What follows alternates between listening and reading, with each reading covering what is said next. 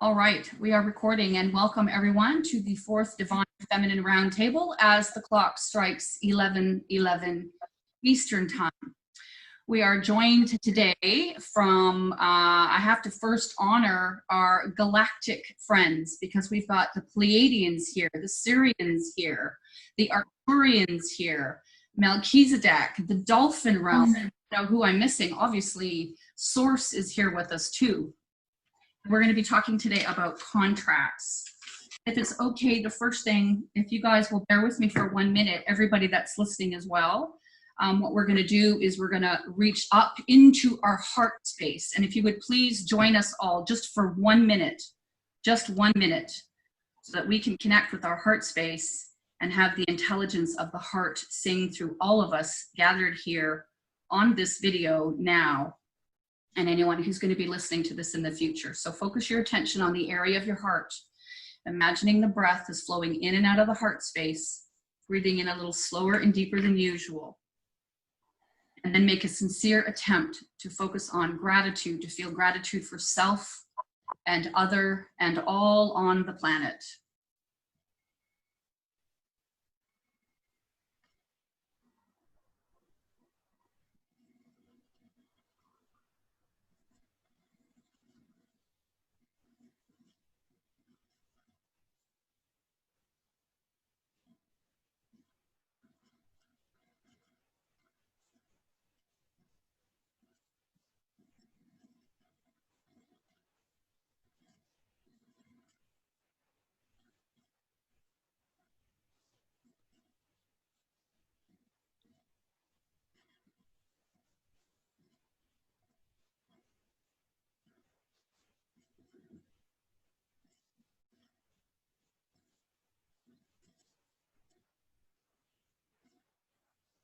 And come on back.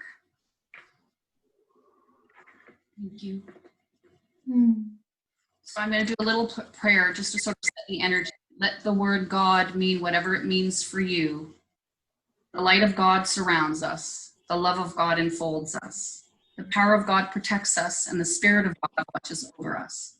Wherever we are, God is. And silently set the intention that you're only open and receptive to those energies and that information that is for your highest good and in the perfect amounts needed for your healing and evolution at this time. Word, I am word. All right. So we're talking about contracts today, which seems really, really relevant because what's been happening in my world, I got really angry on Tuesday this week because they closed my CrossFit gym. Something really simple, but they won't let me work out. I get mad because I can buy weed and liquor, but I can't work out. I can buy paint and lights, but I can't go to my gym to work through the energy and have my sane, you know, the way that I express energy. And at the same time, I've seen just about enough of human beings beating on each other and kicking each other. And I'm like, what are you doing to each other? Why are we hurting each other like this? And then at the same time, my heart sings through all of this noise and reminds me, you know, forgive them, Lord, they know not what they do. And I've never read the Bible, so it's not coming from a religious point of view. And that ties into the mind control that Laura has been talking about and why Araya is joining us today. So if it's okay with you ladies, we're going to start with what Araya has been woken up in the middle of the night by her guides to provide this information, and then hopefully we can share this with the collective and claim back the sovereignty for those that it's been taken from by violating their free will. And because we know who we are, we can claim the light that's within their own beings on their behalf. So I'm going to hand it over to Araya to share, and then let's see how our conversation blossoms from there. Wonderful. Thank you so much for having me, everyone. I can't even believe that I'm here right now. This is just amazing and incredible.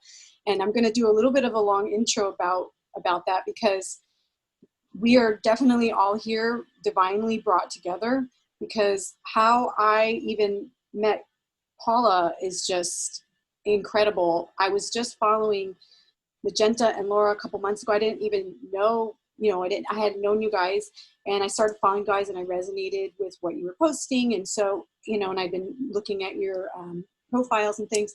And then a couple months later, Paula gives me a call from a referral and tells me she's connected to this Divine Goddess table. And I almost fell off my chair. I was like, are you kidding me? So, I think we've all been brought together, and there's something beautiful happening today. The other thing that I wanted to share is I actually think I had a dream about all of you. I didn't realize it until last night when all this remote viewing stuff started happening a couple months ago, because normally I just do one-on-one sessions.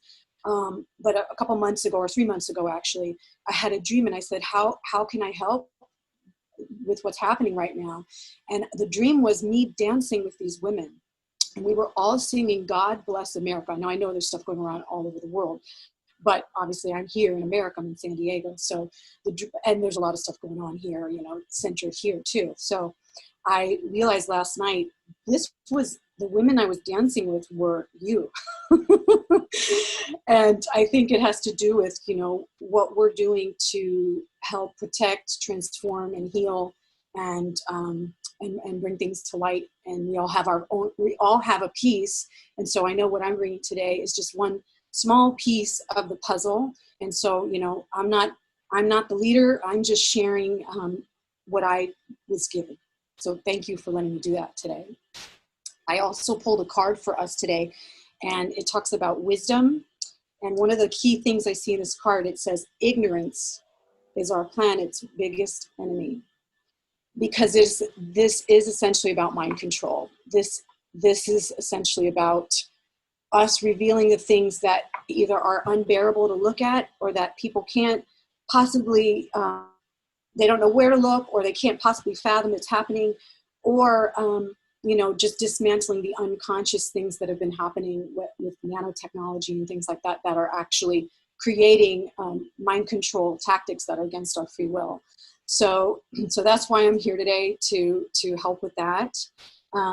Before I get into all the things that I was shared in the remote viewing, I do want to just say one positive thing, uplifting thing. This text came in right before we started from a friend, and I thought it was really relevant.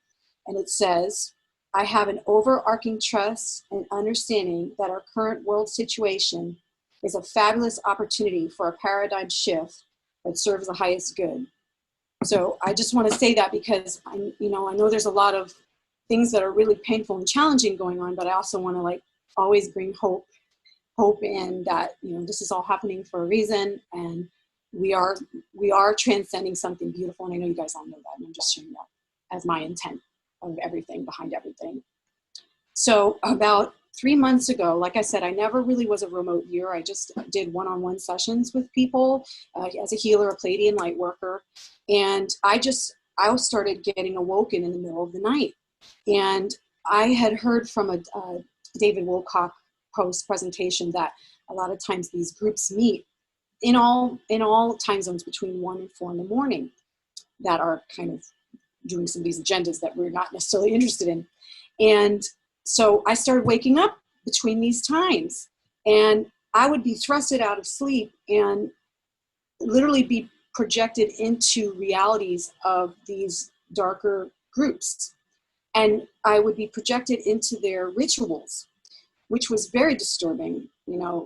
First it was some of the child stuff, and then it was some of the rituals that they're doing around their intention on this planet. And so one of the main 2 ones that I was brought into was I woke up and I saw, it sounds crazy, I'm going to say Gil Bates. I saw Gil Bates, and I saw a group behind him, and he was participating in the ritual. And I heard them say, we don't want you here. And it wasn't just me. It's like people holding the light, people that are trying to dismantle this agenda. And then another time I was woken up, and this is the one where I got the contracts and the nanotechnology dismantling technique that hopefully we'll get to share today. I heard, you are our slaves. And that's when I started tuning in. What are they doing? And what I was what was revealed to me is that this whole nanotechnology that is been being inhaled through the air, through vaccines since the 90s, without our even knowing, is part of that enslavement plan that they want to perpetrate. And how they're getting to do this is through loopholes, because obviously if you ask anybody if they want this, most people would be like, absolutely not. But they're going through these loopholes that kind of people aren't aware of. And how do we, we're agreeing to them on some level because A, either we're not aware of them, or B, in the astral plane, sometimes I see with a lot of my clients, sometimes we agree to things because we're afraid, we think we don't have a choice. The loopholes have to do with creating people into synthetic beings.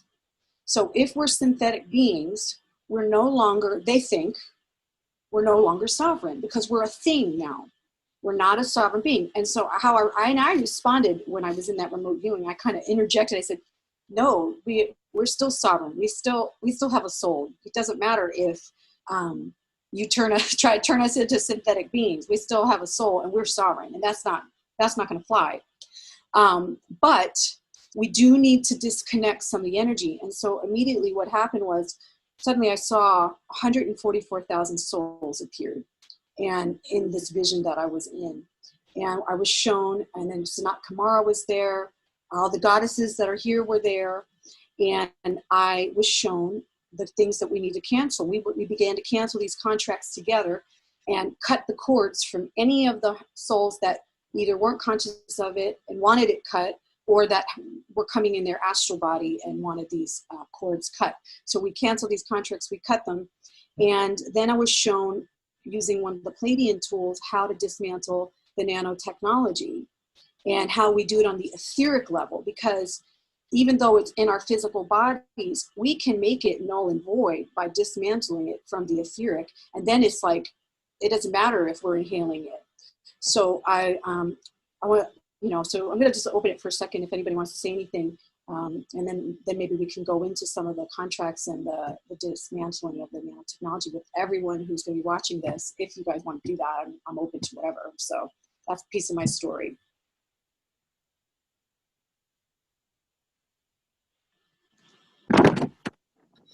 Hi, yeah, I'd like to say something.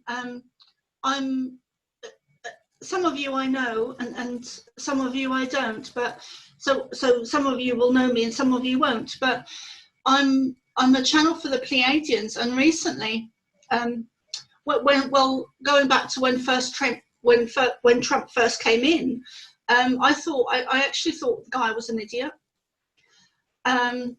And over the last few months, I've really, today I've really changed. Not today, but since he came into power, and my thinking was that he was a complete idiot. I've actually completely changed my mind because of my own experiences. Now I know Magenta has had this as well, and I think Jen has had it as well. But I had a dream. I think it was last week or sometime. And I dreamt of, and it was a real dream, and I dreamt of Trump, and I dreamt of Vladimir, and I was, and this is similar to Magenta's dream as well, but I was underground in a bunker, or I guess you would call it a bunker, and he was showing me something, he was giving me something, but there was light coming from his hands, there was light emitting from his being. And there was like a force or an energy coming from his hands, and he was showing me something. And then the next thing I knew, I was in Russia, and I was underground in Russia, and I was talking to Vladimir, and I can't remember exactly what he said now. I did write it down, but I know that the two are working together, and I do believe now that Trump is actually connected to and working with Pleiadian energy, but I think he's working with other light forces as well and light beings. And so I just wanted to say that, and also he was saying to me that the way we change things, and I knew this already, but he was kind of explaining it a bit more in depth, that the way we change things is by raising our frequency, raising our vibration, and that's how we change things. So I just wanted to add that. I'll just stop there because I could go on forever. I hope you all heard that. Okay, great. Laura, you did an interview with a gentleman today, and I think this might be a good segue perhaps to you to add. I don't remember the name of the gentleman, but I think I caught it on Facebook Live, maybe on Thursday or Wednesday evening. And I think I heard either yourself or the gentleman, and I could have got it wrong, talking about how if people are not conscious and if they are ruled by their emotions, they can be remotely controlled by this nanotech. Did I hear that right, or do you want to? I don't know. I've done a few things with two different people. I can't keep my days apart, but yeah. I mean, it's important to feel. It's important to feel things, to heal things, and be in touch with our emotions and our intuition and our nurturing feminine qualities. But I think the reaction to triggers and traumas that keep us in a loop, that allow these things to hook into us, that gives us a false sense of being just real strong and in a movement that is actually, connected to ritualistic black magic type stuff. There's a big difference. And so AI can entrain and begin to mimic these lower energies that are connected to more of a lower mind reaction than a very clear and intuitive reaction that would come from a more clear emotional body that's connected to the crystalline clear waters of creation that don't have to give up the emotions. So there's a fine line between negating emotions and knowing the difference between the lower sort of levels of it and the higher levels of it that we need in these times. So it's just like the mental body. When we're in the lower mind, it's very easy to hook into whatever information is being thrown our way. And that's why people are buying into what they see in the news, and then they have the emotional reaction, but they're not coming from being able to see through the lies, being a neutral observer, being in the higher mind, and then finding an emotion of compassion or concern that would allow them to take on the kind of role that I think all of us are choosing to take. But yeah, AI can definitely, it infiltrates, the lower self because it's not integrated with the higher. This lack of integration of polarity makes us incredibly vulnerable. And if we're only hanging in the lower chakra, something else is going to actually take over the parts of ourselves that we haven't breathed life into. I mean, if we have junk DNA and dormant DNA and shut down galactic chakras and we're only functioning in these lower areas, they're scrambling all this other stuff and making it very hard to connect. And that's where the AI can really, get the best of a person. So when we switch the rest on, we can embrace the dark night of the soul and be in our emotions and maybe grieve over some of this without it making us susceptible to AI, because we're in a direct link with the divine. We're not linked into the neural net of mind control and these negative reversal grids. And so all the symbolism, and Magenta, your last post was, we've all been talking about the black cube and the ritualistic part of what's going on right now. And people have no idea. They're feeling so proud of what they're standing for. They have no idea what they're doing. And it's really heartbreaking in a lot of ways. And it's so early, my end. I mean, it's not that early. So it's sort of that I haven't quite processed the reality. It's every morning it's okay, all right, here we go. So it's so wonderful to have my morning start with all of you. But yeah, that's what I'm really concerned about is this consent to something that if they knew what they were consenting to, they wouldn't be, doing it. And the level of belittling and insults and people that I'm so surprised are being hooked right into it, being in that lower reactive state of, if you don't agree with me, I'm going to belittle you and put you down. And just all this, silence is violence. And if you don't stand for it, then you're part of the problem and you're spiritual bypassing. And it's just oh my gosh, make this stop. What is our priority right now is to come together and support this, administration. And I'm not bent on trying to convince people to do that because that just creates problems. But I certainly don't feel like attacking or belittling anybody. And it's just, it's a really ugly and low vibe and absolutely makes a person vulnerable to AI. It's part of the AI because it's already connected to archons. It's already bought into the parasite. So the parasite then feeds into the tech part of it, and then it slowly modifies the physical vessel into, yes, the synthetic. So we got to be the override frequency, and these numbers have to grow. I mean, I'm feeling pretty confident about it, but I'm kind of up and down a little bit because I'm just really surprised what I'm seeing on social media with people that I would think would be able to kind of see through this, but.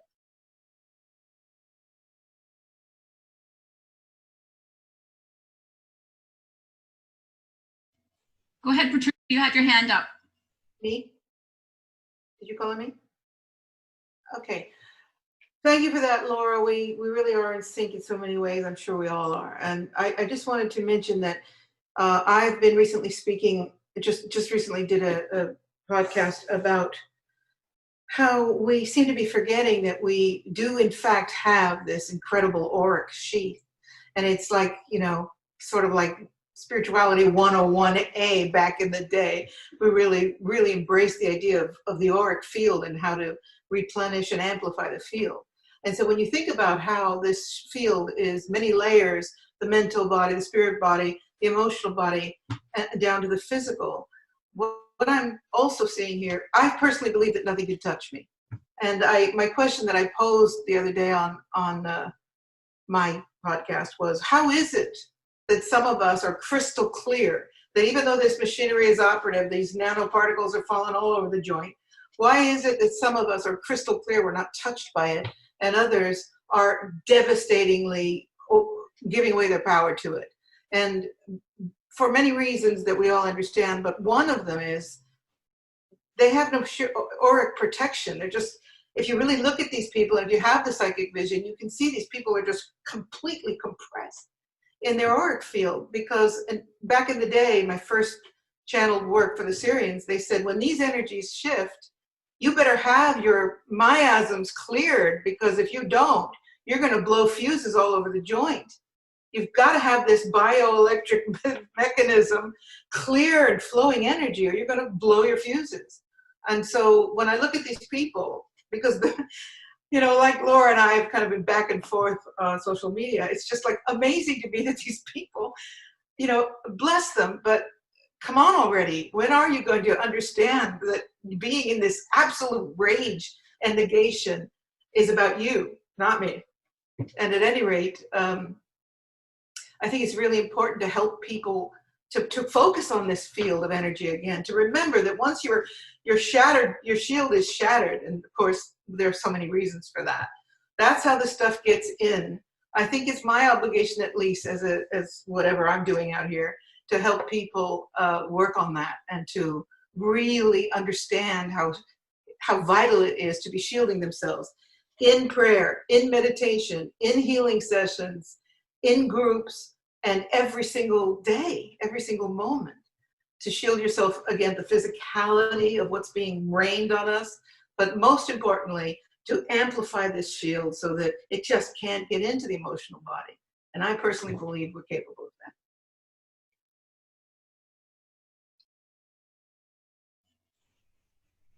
that. Okay, there's three hands up. Let's go to Nina, and then Carrie, and then Tara.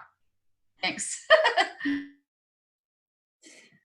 I just resonate so much with all of you, and I just want to say I'm so happy to be here with all these beautiful female divine feminine reflections and galactic faces. It's such a gift.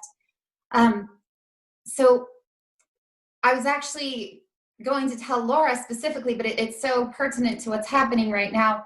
I had a dream this weekend, and I was in the tombs in Egypt underneath the ground. And Laura, I remember you there, but I'm sure, and there were other women there, I don't remember everyone, but it was just this extreme divine feminine presence.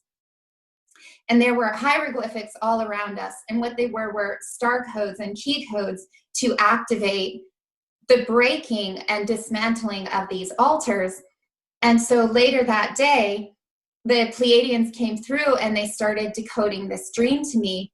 And so I sing and I speak in star language and light language. And I'm like a classical opera singer, so I have these very high frequencies I can go to. The message they've been giving me is It's so important that everyone around the world is opening their voices, because even if you're not singing or speaking in light language or light codes, this is your natural frequency, which is the unique expression of your heart song, and it actually raises your frequency. It cuts through the AI programming because it is divine frequency, which is always more powerful than any type of false creation. So I just had this vision of everyone around the world and all of the star seeds, all of the angelics that are global right now that are awoken, going out and singing in nature, singing in their own bodies. And what I have experienced in a lot of my sessions with these activations and the light language is it actually exposes demons, it breaks altars, it cuts chains. So when we work on a frequency level, we're working with quantum energy, and that just pierces that light. Your voice is really a stargate, and it really contains so much light and radiance that just breaks through all of that darkness. So that's something that I've been really called to bring forth at this time more than ever. And I felt like it's very much a piece of all of this.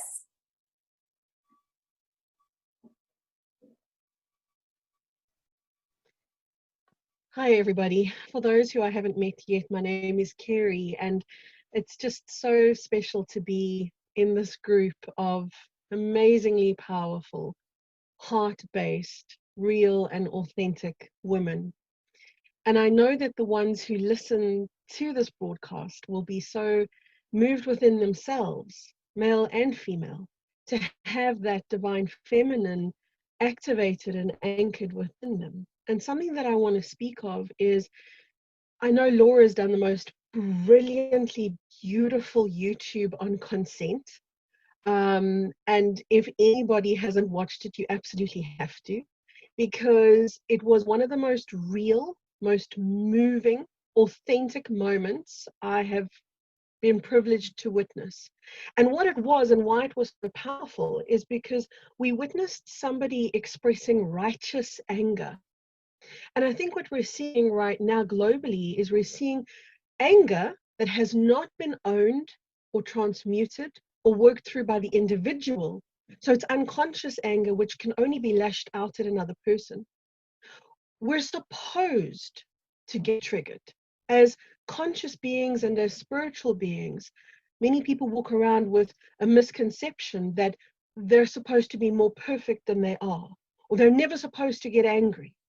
And if we welcome a trigger and allow ourselves to connect with our anger, like for example, when Arya said earlier, oh, they see us as slaves.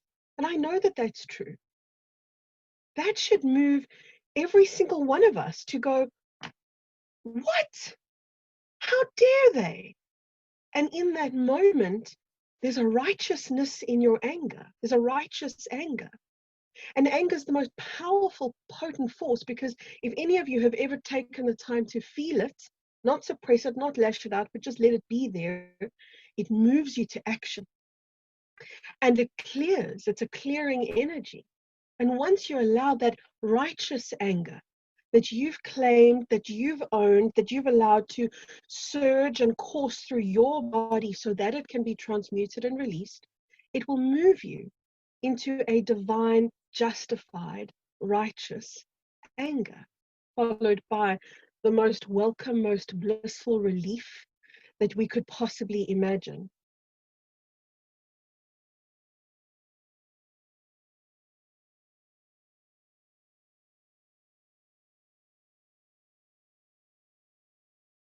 Suppressed, which so many people have been suppressed. So when we awaken from the quiet, when we awaken from the suppression, welcome those moments and welcome where they move you to, so that you can truly be an instrument of change, so that you can find the parts of you that are capable of saying, wait a minute, I don't consent to this. Wait a minute, this isn't okay with me anymore. I think there's something incredibly powerful in our ability to acknowledge what's right in front of us to allow it to surge through the body, to shift that into acceptance, and we have then activated the divine feminine and the divine power inside each one of us. So I really wanted to share that because I know that we're dealing with contracts today. And as anybody considers, oh, wait a minute, I've been contracted to be silent. I've been contracted to be complicit to my own enslavement.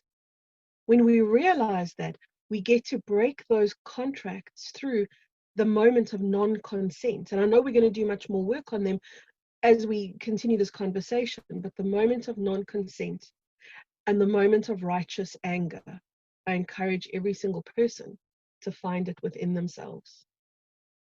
Thank you.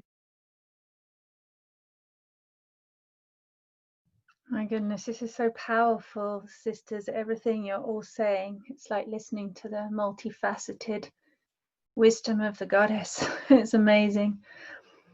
I was just going to bring that into remembrance as well for everybody that's hearing this. When you talk about contracts, Soraya, that we have all made contracts. We've all made contracts to be in this soul, in this body at this time. And of course, like you were just saying, Kerry, contracts are a two-way thing. And I think that really gets forgotten because people feel victimized. And then they feel, you know, rightful that they can blame somebody else for their emotions because it wasn't them, somebody did it to them. And right now I'm just seeing fingers being pointed everywhere. 1 minute it's that person's fault, the next minute it's somebody else's fault, and then it's this group of people's fault and that group of people's, and it's just labels and accusations and blame and emotions and unconsciousness just flying everywhere. And like you, Laura, had a few days this week of just being like, flipping heck, what? Why are they not seeing it? Oh my goodness. And then just coming back into myself and being right, so what's my deal? What's my choice? And I just want to remind us, and I know we know this, but we can't hear it enough times, that every single human being on this planet has choice. If we've made a contract and we don't remember making it, we have a choice now to break that contract. And it does mean getting conscious of all the things that we've unconsciously done. Like you said, Araya, ignorance. In our ignorance, in our naivety, in our innocence, whichever one of those it is, you know, I didn't do it, I couldn't help it, whatever, the contract has been made because nothing gets done to us that we haven't agreed to. It is a two-way thing. Nothing can get triggered inside, you know, if something external happens in the world, which it really seriously is, and we're getting triggered, that's our trigger. And that's the focus of our attention. And it's really important, I think, for just every single person to remember that to put the energy away from ourselves, misdirected attention, is to continue the enslavement, is to continue the victimhood. It doesn't change anything. Even if you say, on the outside, I'm going to protest and I want change and I want to use my free will because I want something else to happen, and we're directing that free will outside of ourselves, I think it's so much more powerful, because I've seen that happen many times throughout history and not much changes. All the protesting, all the sacrifices, all of the blaming, all of the, you know, hangings and tarrings and, you know, whatever, dethronings, it doesn't change much. And it's for actually to understand that those triggers are within us. Those triggers are our unconsciousness, where we've given our power away. We gave it away. And people can only take from us what we are willing to give away, whether it's through AI or mind control or frequency attack or whatever it is. We are only susceptible, we are only vulnerable if we are continuing to not put our consciousness and our choice for transformation and change back towards ourselves and to within, to those parts of us that are being triggered because they want to awaken. And it's just, I think it's just really important for people to remember we all have a contract. And to put it in real simple terms, I think the choice is simple. It's, to be in fear and to be disempowered, and to be in love and to be empowered. And I mean to be in the unconditional source frequency, the God frequency of love, that highest vibration of love. And we can just simply make a choice, and we can choose how we react to everything and tap into our own soul contracts. And that's what's kept my focus this week, is I know why I'm here. And yes, it's distracting, or it can be really distracting what's going on in the world, but what's my choice? Why am I here? What's my contract? And my contract is to help come in and help break the contracts that are enslaving humanity, and hence sitting here with all of you. And I'm super grateful that this is happening. I think it was Chrissy I said to a few months back, I really feel that we need to do a deep going into the darkness, going into the shadows, going into those places that maybe a lot of people or most people aren't familiar with, or don't know the terrain, or haven't done it before, or would be scared.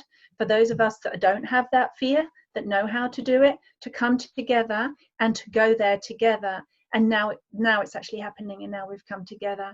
And I just feel like this is most divinely ordained, really. It's our soul's contracts, remembering one another. And if this is happening for us, little small group here, we can guarantee that our brothers and sisters, you can feel it, right? In the blueprint, in that divine awakening blueprint that's been set, that we're all responding to in our codes, our DNA codes, that there are many others coming together doing this as well. And so it's not just us, you know, that we are all doing this together on many, many different levels and many different dimensional frequencies. So it's just super, it's just brilliant. And I love you all. Thank you.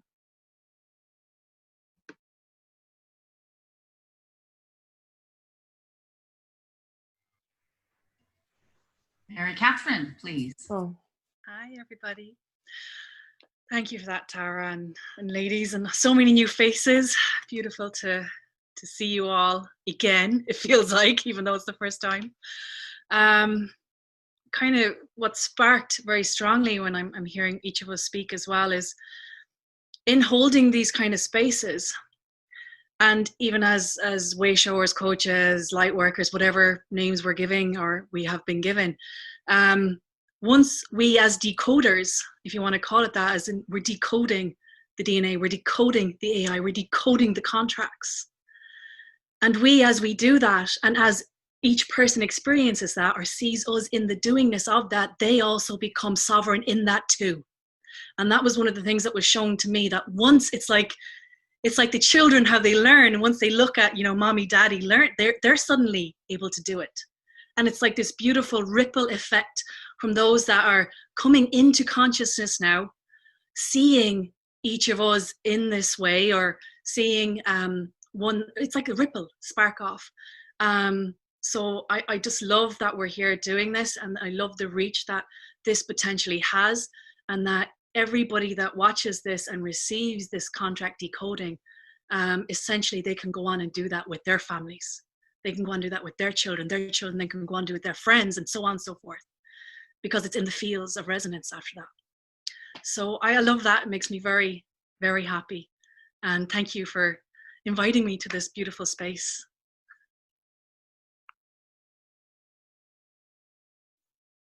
Yeah. Hi. Yeah, I'm also really excited about this. Really nice to see Jenny as well here, because we were in a session back in January at your house. And do you remember that we were talking about the shit's gonna hit the fan? That was so interesting. We totally, and I remember saying to the group, like, just buckle up, because the shit's about to hit the fan, and it did. But what I've been looking into in the last few days is the collective contract that we made. And the way it was being shown to me was like a wheel. And it's like this massive wheel that's normally in motion, goes into a particular direction, which is like a fractal, natural direction out of which creation occurs. And what was shown to me is that the contract we made collectively, for whatever reason, was to start reversing this wheel. And as a result of the reversal of the wheel, everything started going against the grain. And so then I also was shown why we had all these psychopaths in power, and why people that are complete psychos were celebrated as heroes, and people that were doing the most amazing work were like the paupers, poor people, you know, nobody caring about it. And what I was being shown then is that this wheel has now basically stopped. It's not going into the opposite direction, but it's kind of sort of making up its mind on what it's going to do. And I'm personally very excited because I know that wheel is going to go back into the natural flow.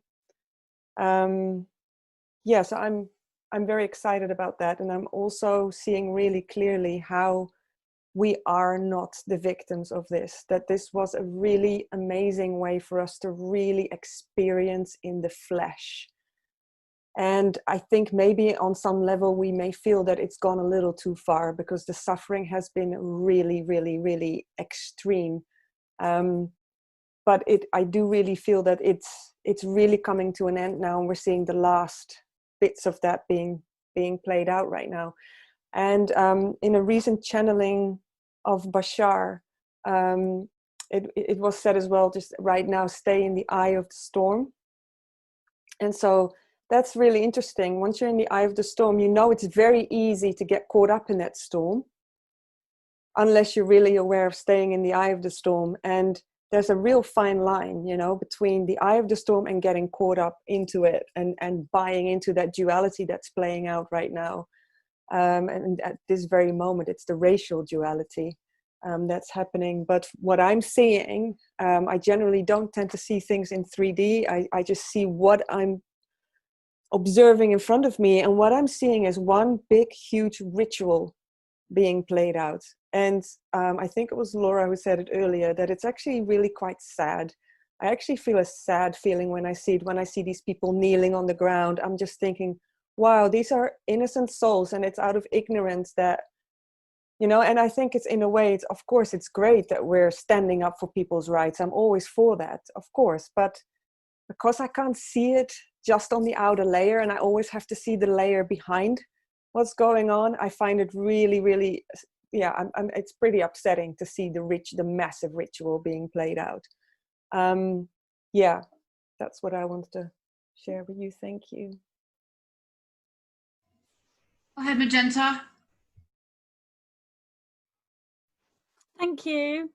I just wanted to say that the very first message that came through from the 9 for me, that was a longer message, a monadic message, more than just the videos I was uploading, that became the first book, was all about contracts, the entire monadic structure that became my first book, Masters of the Matrix. And I've asked the 9 since why that was the first information that they came through with, that was a larger information than the videos. You know, why was that the first book, if you will, the monadic structure, the first monad I was given? And they said, because it's the foundation of everything, and you can't go forward in all the other spiritual disciplines without the understanding of the contracts. And that kind of goes to what Patricia was saying about it being the shield, the matrix, the auric field. That is where the contracts are.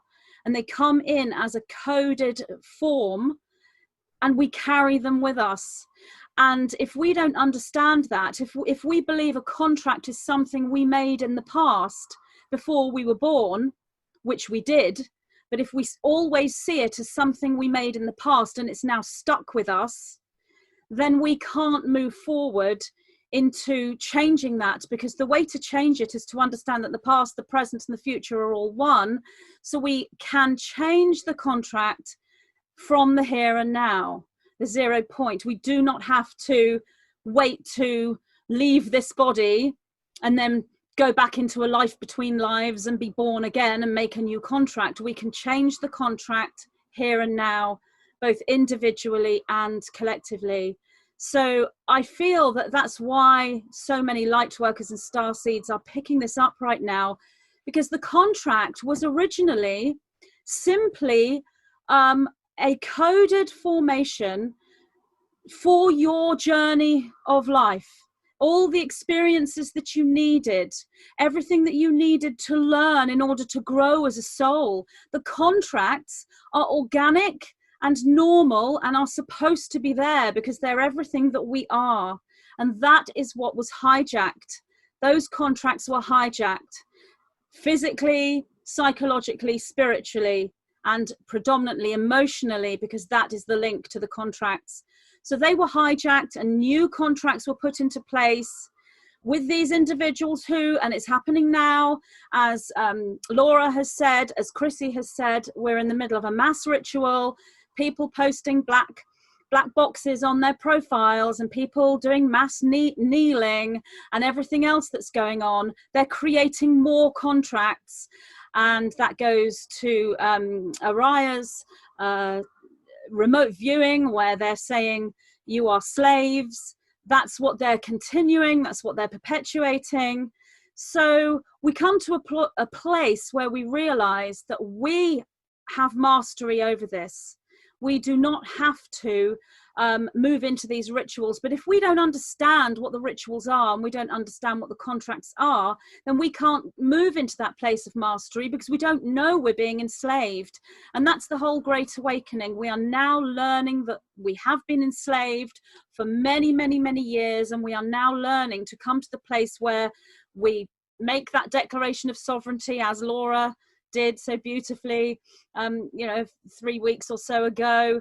That's all part of breaking the contract, and it all comes down to integrated emotion and understanding that our emotions feed the contracts. Fear keeps the dark contracts alive.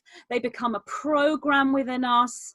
Those programs within us then become six-dimensional geometrics, pre-matter structures, and they continually manifest. So we're always feeding into this negative loop. Fear, anger, frustration, jealousy, with no integration, going continuously into that matrix field and continuously manifesting a reality that matches that. It's only when we realize that we have the power to break that and we come into sovereignty and we then move into compassion and everything that the hijacking has been doing. The hijacking has been hijacking people who want equality. They want fairness. They want to see people with different skin colors treated equally and with honor. That's the intention that those people have, and that intention is hijacked. And we, the starseeds, are the ones, the light workers and anyone else who understands this work, regardless of what name they might give themselves, we are the ones that are able to do that. And when we come together in this way, in this powerful way, especially when there's 13 of us, because 13 is a very powerful ritualistic program in and of itself.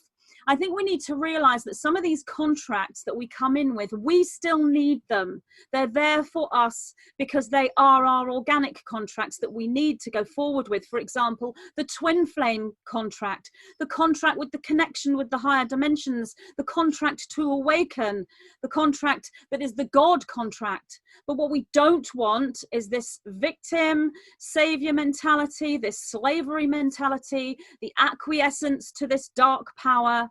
And this whole situation that's occurring now on our planet right now, these dark individuals, in order to continue with their dark plan, they've had to come in and show themselves. I mean, we're not literally seeing each and every one of them, but we are seeing their presence now more than we ever have. And they're playing a dangerous game because in order to do what they want to do, they have to come out of the shadows. And when they come out of the shadows, they're being seen. And they're being seen on a daily basis by multiple individuals who were asleep 3 months ago. My most recent dream, I was asking and I've just done a video about this, what is the antidote to this dark plan? And I was given in this dream an umbrella. And this goes back to what Patricia was saying about the shield. You open the umbrella, it shields you. It's a canopy, it's a matrix, it's a Merkaba. That's where the power is. The power is within that energetic matrix, which is the entire contract system, which is quantum and multidimensional. And so that's why the 9 came forward with that as the very first foundation to any teaching, because if you want to go forward into enlightenment and ascension, You have to understand the contract system. If you still have those contracts in your system and you're not aware of them, then you're always going to be open to hijacking. But the minute you release those contracts and you come into your own power, you're in the eye of the storm. As Chrissy was saying, that's what the contract is. The contract system, the matrix is a vortex, and you're in the center of the vortex. You're in the eye of the storm all the time. So while you see what's going on around you, and yes, you may feel emotion and integrate it, you are not going to be caught up in this forever. Oh my goodness, I can't stand this. I can't take any more. I'm so depressed. I'm so angry. I'm so furious. And you're waking up day after day after day after day with these dark emotions in you that are never integrated, continuously reinforcing those negative contracts. In the eye of the storm, we see what's happening. We're not immune from those emotions, but we are able to see a much greater picture, and we are able to work in different realities. And we don't necessarily react to the outer reality. We see the outer reality, but we control our reactions, and we react to the inner reality, which is of our own making. And that is the matrix, and that's where the contracts are. So, thank you. Go ahead, Patricia. Thank you. That really resonates with me big time, Magenta. I just wanted to make a quick addition to that, and that is that it's also very important to remember that many of us here are working with DNA. I certainly have been doing this work for 20 years. And to remember that the DNA codes are also in the auric field. We are not this body. We are not the bioelectromagnetic unit of itself. And so we're speaking all the time about the oneness, the all, forgetting that emanating out of this unit is the subatomic information that carries the contracts and can be dealt with within this protective shield. Well, I'm seeing a lot of people who have no clue at all that what it is. It's shocking to me that we've lost sight of working on the chakras, the shield. We've gotten a little bit more mental and heady, and especially with all of the galactic information coming in, we forget those basic aspects of being in human form. And I would just like to bring that to our attention, that remember that in the reprogramming, the restructuring of the DNA with all the sacred geometries, that this is the sheath, this is the field.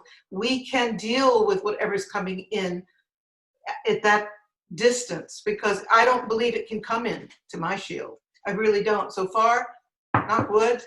And I was saying this earlier, and I've been talking to people about this. How is it that some people are compressed in this anger, rage, fear nonstop, and others are able to hold it out here, which beautifully described as being in the eye of the storm, knowing, seeing, aware, but somehow it does not traverse whatever that field is that you project out. And to me, it's all the subatomic information of all that exists. It's my DNA blueprint. It's all the contracts I came in with.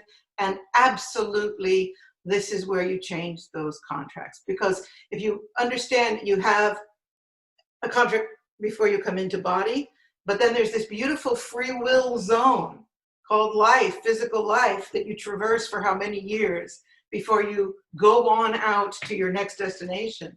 And so we have that field to play in, and that means we have the freedom to change those essential contracts. And if not, we're not free will beings. And I not for a moment ever believe that I'm a slave. It's not going to happen. I will not allow my sovereignty for a moment to be imposed on. To the point that here we also have the masks, although people here are pretty mellow, but we still have the draconian imprint here because we're in part of the EU. And I walk around with the mask to here only when I have to go to the grocery store. That's the only place I wear it.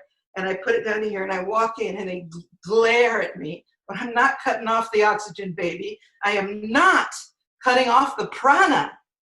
This is another aspect of what's happening to people. They're getting no air, they're getting no prana. So how are you going to have any kind of a shield when there's no pranic energy in your shield?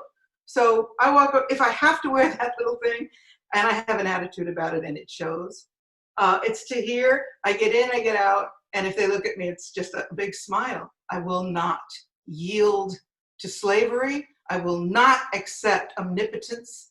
I don't care if it's AI or reptiles or government or nut jobs.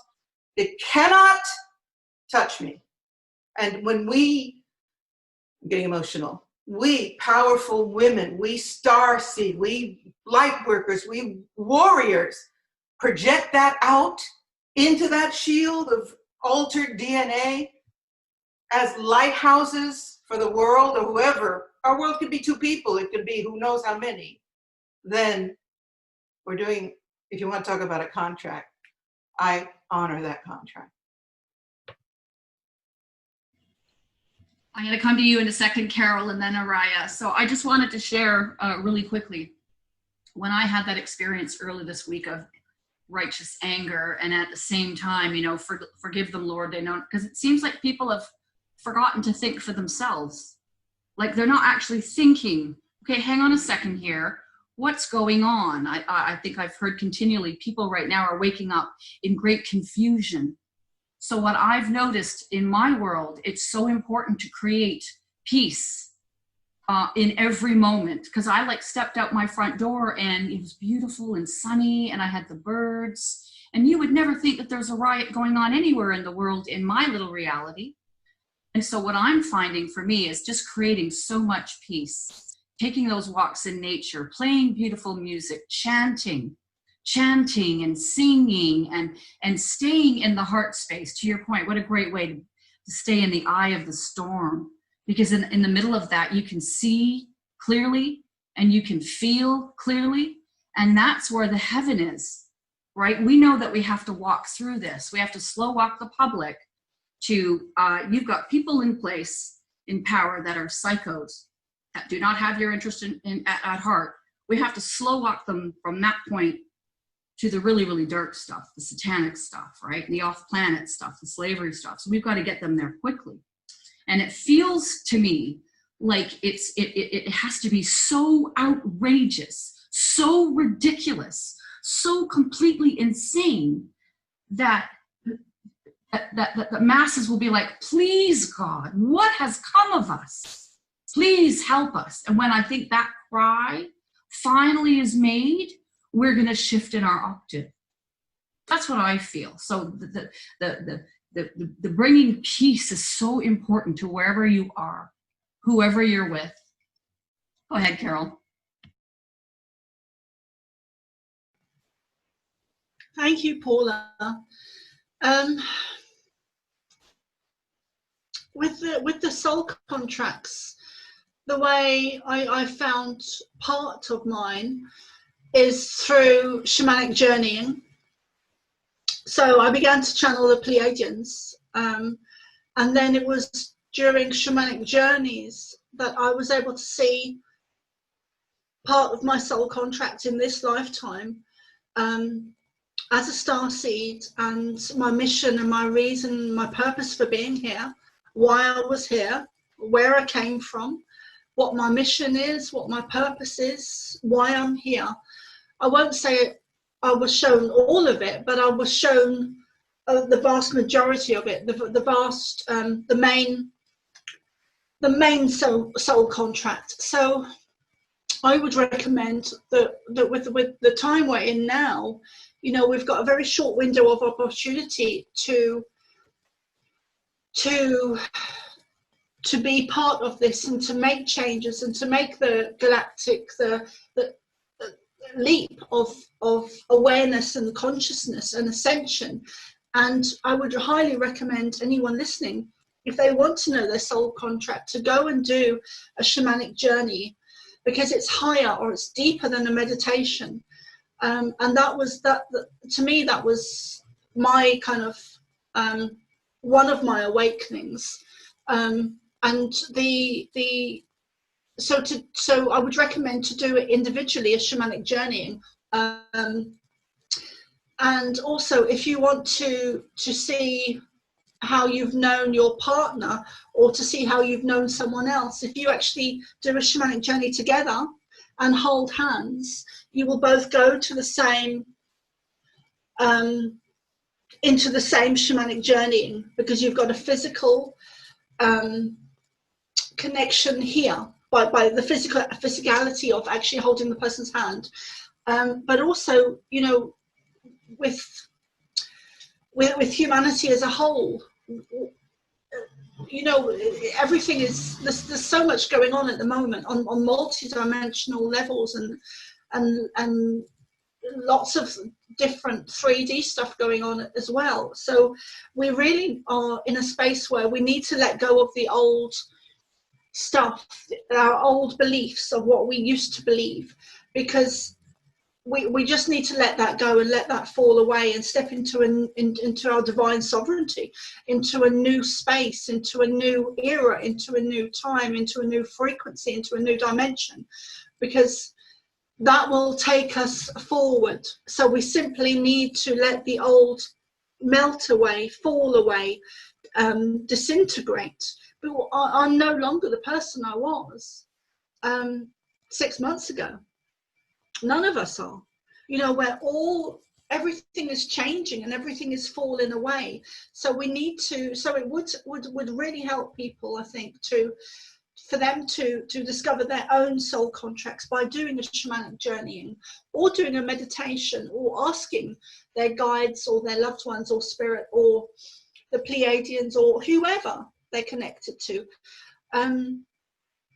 So yeah, and I think it's a beautiful time that we're in. I think it's an amazing time we're in, and I've kind of been in between that energy of being in a higher blissful state of being, and then I find I get really angry about things.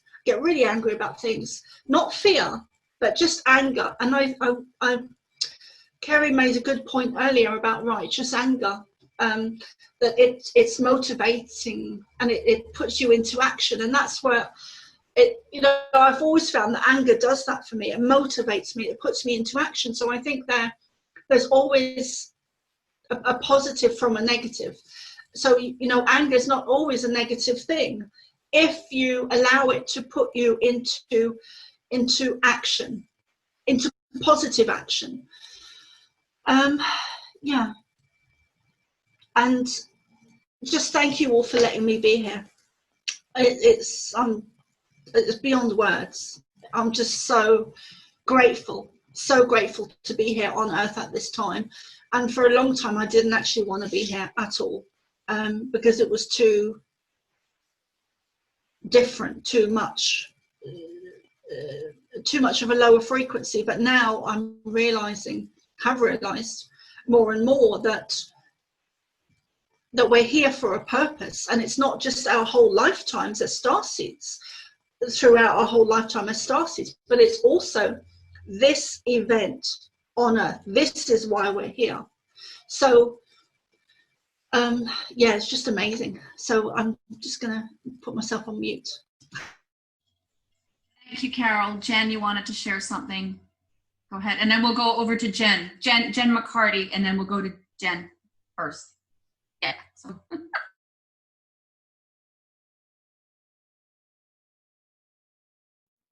Unmute, Jen. Hi guys, sorry, can you hear me? I just wanted to share something in relation to what Magenta and Laura said about this, what's going on with these rituals. And what I've noticed is that, you know, like in London yesterday, they were all on their knees shouting, chanting, I can't breathe, I can't breathe. Everyone is like shouting, I can't breathe, and while wearing their masks. And it's so clearly like a cabal agenda that we're being targeted. And I just want to just draw our listeners' attention to that is part of the ritual, and that is part of the real heavy duty programming that is going on right now. And people need to stop that. So you are affirming affirming that you can't breathe. You are affirming that a massive group of people can't breathe. That's not okay. To me, that is the height of ignorance. I'm just going to say it, that is the height of ignorance. And so what I will say is that, you know, it's a very, very contentious issue, what is going on with this whole Black Lives Matter, but I refuse to drop into the idea of victimhood. Like, I know who you are, whether you know who you are or not. I know that you are God's daughter and you are God's son, and you are almighty and you are powerful and you're sovereign. And so, and I know that every single one of us have been done over by the cabal, whether it's sexual abuse, whether it's absent fathers, whether it's just complete and utter perpetual abuse from the deep state. Like, every single one of us have got different aspects of being like abused by the deep state. And I just think it's really, really important that we draw everyone's attention to the fact that, you know, we're not victims. And so by you saying, by you taking on this idea that you're a victim, like, that's what you're creating. You are then creating a timeline where you are being a victim and where you're being victimized. I refuse to play into that, because I know who you are. I see you as sovereign. Whether you are awake or not, I will see the truth of who you are. And I just think it's really, really important. And I think it's really, really important that we come together and have a very, very mature and calm conversation about how we can make, you know, life on earth more beautiful for our Black brothers and sisters. I am totally 100% up for having that conversation in a calm and mature way. And I think it's really, really important that we have that conversation, but the way it's being hijacked by the deep state is shocking. It's absolutely shocking.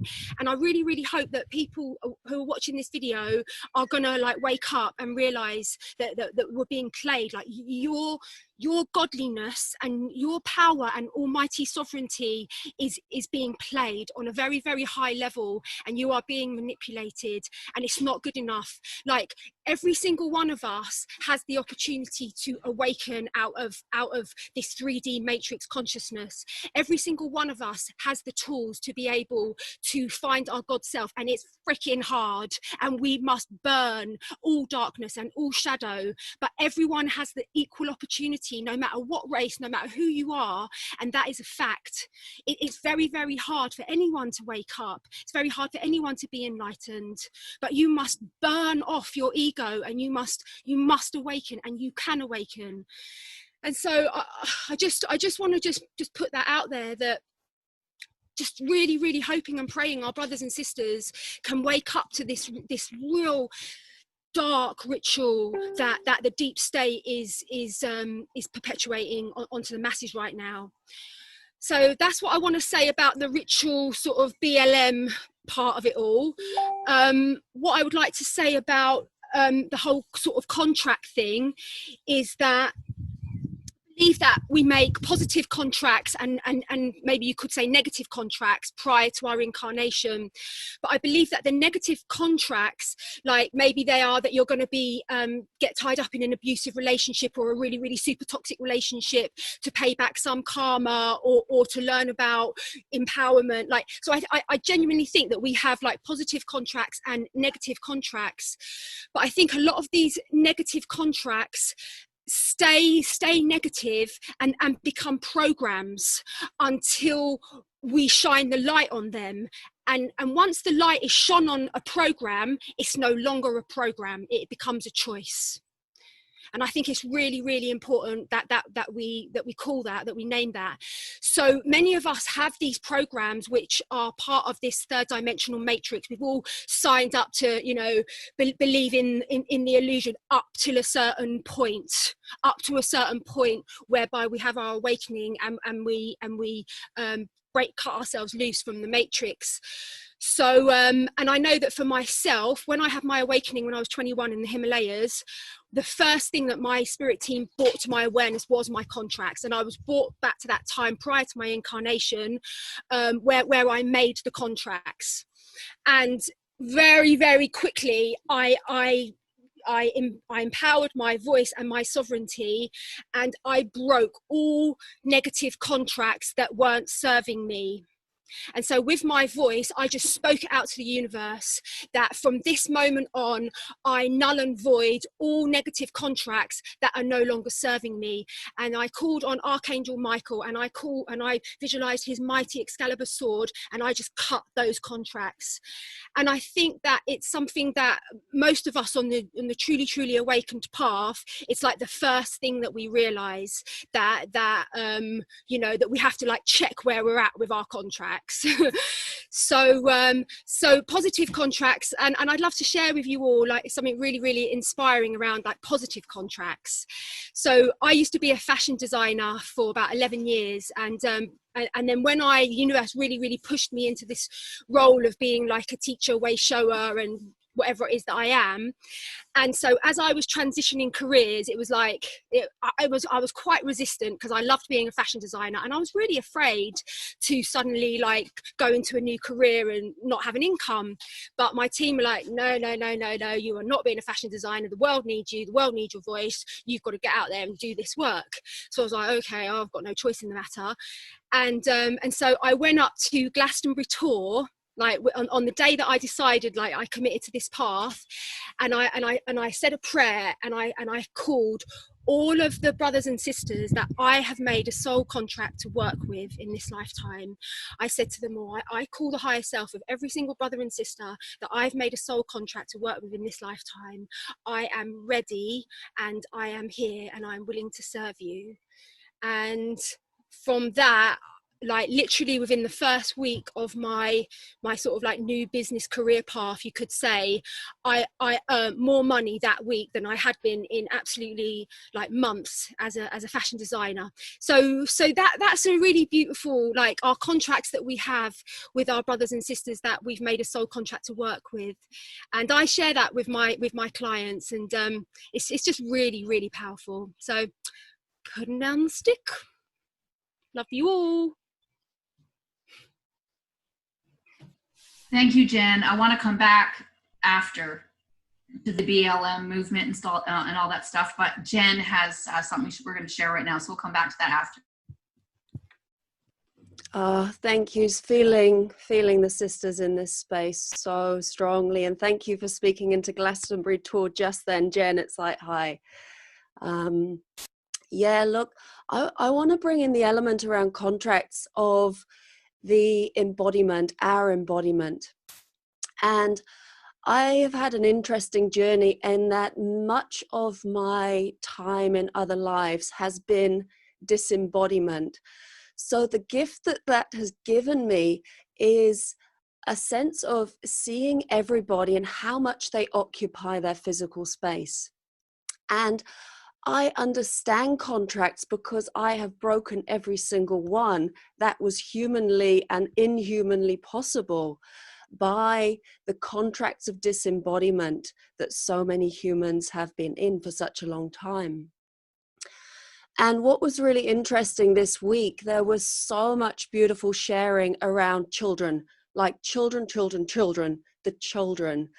And you know, I looked at what was going on in the world. It's like, wow, we're actually seeing how we all behaved as children showing up on the big stage. So I'm literally seeing, you know, everyone in their little meat suits running around as children, you know, turning the table, spoiling the party, and wrecking things to get noticed, to be seen, to be heard, to show up. And I'm like, wow, fantastic. Now we get to play because everyone is playing like children. So I sat with that, and I was really shown, you know, how does the child of God play, and what is that energy? What is that threshold? And then a lot of the work I do, it's like, yeah, beautiful, Jen. Your job is to actually flip it, to turn it, to swing the pendulum completely the opposite way. So in that energy, and it was similar to what you beautiful women share, it was many nights of deep dreaming and deep awareness. But to meet and hold the energy of the child of Satan. and to feel and see and know that that is what we're seeing playing out in so many people of key power, where the power has been flipped to that end of the spectrum. And to be really able to know that place within me, like as a child, I have a deep memory of feeling like a child of Satan, that it was wrong, bad, evil. And because I had an incredible capacity to hold the dark, because I have incredible capacity to hold the light. And remembering meeting that place within me, I was like, well, I must be rotten to the core, because I can feel what is going on behind the masks of adulthood. I can feel it in every cell of my body. So I'll just keep that really quiet. And then this sense with this child of Satan energy, and it cracked me open this week, is that only a mother's love can see and transmute whatever that contract is within that energy. So I have been holding so deeply within me, like the child of Satan energy, you are welcome with me. You are welcome to sit in this polarity with me as we work this bit out, as we hold the possibility for deep contractual change on all levels. And as you beautiful women were sharing, what I was shown is the electrical circuitry. I work a huge amount with the physical body, and we are a cascade of switches, yeses and nos, in brilliance of cascade system. And electrically, there's this amazing pattern I was just shown this second around the masculine and feminine parts of the electrical wiring, which I feel Araya is going to be moving into what this is. And in terms of the feminine pattern and the electrical switch gates in the body, we magnify everything. Love it. It's like, we got it, we make it bigger. We magnify, we magnify, we magnify. And so the energy is what's called an AND gate electronically. This and this and this and this.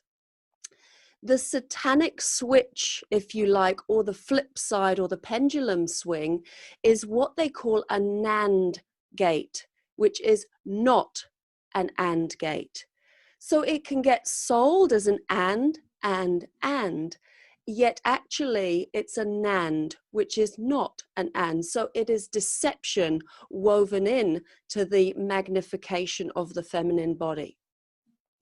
On the flip side of that is the energy of what is called the OR gate, O-R. So that is more of the masculine energy, the penetrative, the directive, that straight line energy. So that is the yes and no, yes or no, yes or no, yes or no. So it narrows it down. Yet if you add the deception quality to that, you then have the NOR, which is not an OR gate. So we believe in the past, we've been making a choice that is love-based. So many people have been led down that deception, yet it is not an OR. So they are getting steered. Instead of that directive of an OR gate, it is a curve. So it creates a distorted curve, and it is not a choice towards love. So when I get these experiences within a beautiful group like this, I have Grandmother Spider, I have the whole crew, I'm sitting in the web, and I'm holding those pieces within the collective. So I just wanted to share that, that is what I'm experiencing, that is what I'm holding within this group. And it's the mother's love within me, within this planet, that can hold those extremes. Thank you.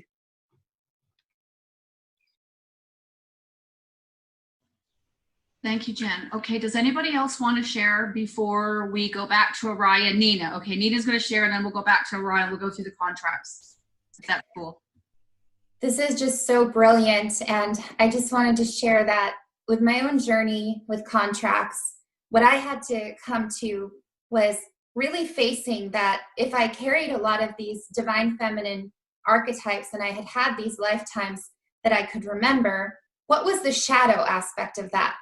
And so when I work with men and women, I see a lot of the same contracts that are very much connected to priestess lifetimes, sacrificial lifetimes.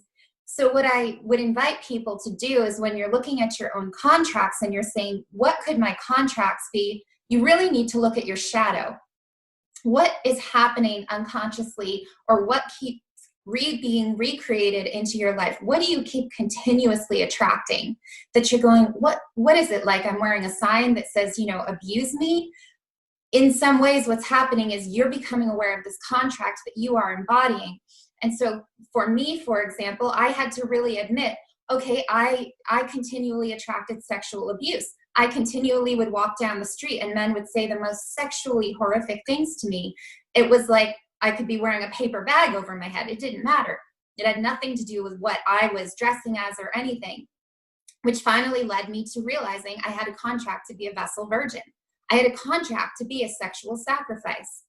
And so a lot of the really common ones, when you're, what we're seeing with the collective right now is I see a ritual in which everyone in the collective has agreed to be a sacrifice. Everyone has agreed to be harvested off of. Everyone has agreed to wear a veil of blindness to the truth, to be forbidden to speak the truth. And so when you start breaking it down, because what's happening is a lot of people are going, well, how do I look at my own contracts, Nina? You know, because how do I do this work?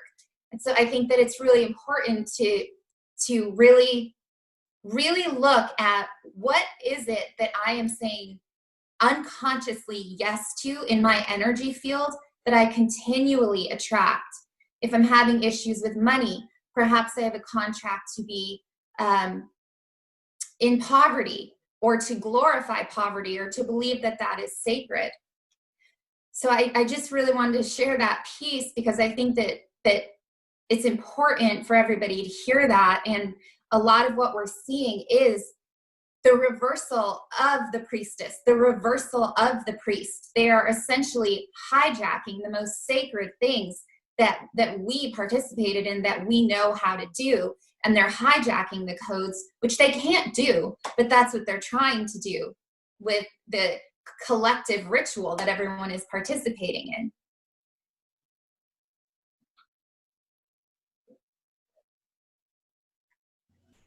Thanks, Nina.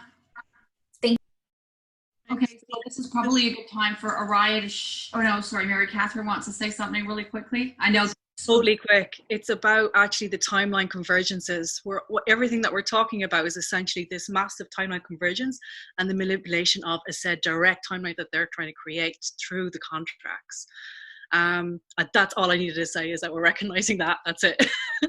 And that holding the vision of what we are now creating as visionaries, and as we also allow, and in that way, that as we hold it, we're almost giving the sense that others are also allowed and have their permission to hold that vision, and therefore bypass or direct through and create the new timeline that we are all here to do. So there's something with timelines had to be said. So thank you. Just going to put that down. And thank you, Araya. Go ahead, Araya. Yes, I was just unmuting. Thank you, everyone. I mean, I feel like what I'm hearing so much of today is a lot of solutions to the problems too. Obviously, we're talking about what's going on, but I'm hearing so many beautiful, amazing solutions, like what you were just talking about, Mary, with the bringing in new timelines, dreaming in new timelines. Patricia, you were talking about the shield, and so many. Everybody said so many amazing things. And what I was being shown while everybody was talking is how people have been getting sucked into some of this stuff. Like Patricia, you were saying, how does this happen? We all have a shield that we can use. Is I was seeing like these groups that are creating these negative narratives are pulling people into these portals. And I mean, it sucks them in. You know, you pull the whole thing about skin color and it triggers people, and then they get sucked into these portals. So I think one of the solutions is staying present. As we learn to stay present and go, wait a minute, that's not mine. And Paula, you were talking about that kind of like a lot of us, the beehive mentality or the group think mentality sucks you into a portal. But if you're present, you can go, wait a minute, I see what's happening. No, that's not mine. And the same thing with this nanotechnology and everything else that's being thrown at us. It's like, wait a minute, that's not my thought. and no, I feel something being triggered in my body, because the nanotechnology can program mind control. It can download demonic energy. It can do all kinds of things. But if we are in a state of presence, even if somebody didn't walk through what we're going to do today, they could reach the point where that presence supersedes any power that anything has over them by merely disengaging and going, that is not me, that's not my truth. So I just wanted to share that part. And what I would love to do is, I'm just going to share the contracts that I was given that are kind of like group mass planetary contracts that a lot of people have. Not everybody may have them. Some of us might not have them anymore, but this is about kind of dismantling the collective, overall collective energies.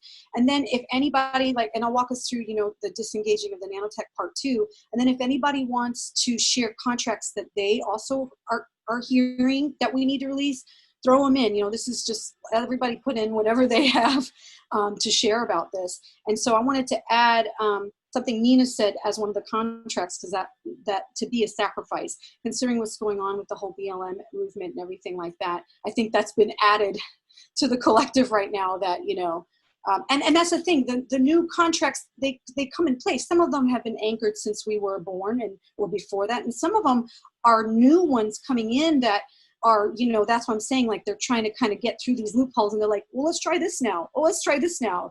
They're trying everything they can to hold on to this power and stay afloat, these darker roots. So do you guys want to get into some of this stuff now? All right, awesome. All right, so one of the techniques in the Pleiadian work, you guys all probably have your own techniques to cancel contracts. I'm just going to share one for everybody who's watching if they don't have a technique, is to basically, as we go through the contracts, basically visualize a piece of paper as if it's a physicalized contract, and you see what's written on it. And then in my work, we kind of take a little pretend cancel stamp, and you just see it cancel, tear it up. And I use rainbow flames because the light all has the different frequencies and can dissolve into the rainbow flame. So that's just one way anyone who's watching could choose to do it. So the first one that I heard was the permission. So if you want to move through, anybody who feels they want to cancel any of these, clearing and canceling the permission to control our minds, emotion, physical bodies through nanotechnology. Canceling and clearing the permission to control our minds, emotions, or physical bodies through nanotechnology. So anybody who was not conscious of it or unconsciously agreed to it, releasing that. We cancel the contract to be slaves. We cancel as a collective the contract that they have the permission to mind control in any time, especially while we are asleep. Because that's what I realized when they were doing the rituals in the middle of the night and people are asleep, that a lot of the activity and the electromagnetic energies are being directed in the middle of the night. We affirm we are sovereign due to soul, even if we have synthetic nanotech in our bodies. We cancel the agreement with this dark group that we need another calamity to awaken. That we need any other calamities to awaken and crises. We cancel this contract to allow ourselves to be tracked, vaccinated in any way through technology, nanotechnology, through spirits, through ritual, or anything we don't know the name of in all time and space and holographic realities. And then the last one, adding Nina's, we cancel the contract to be a sacrifice for the human soul and being to be sacrificed.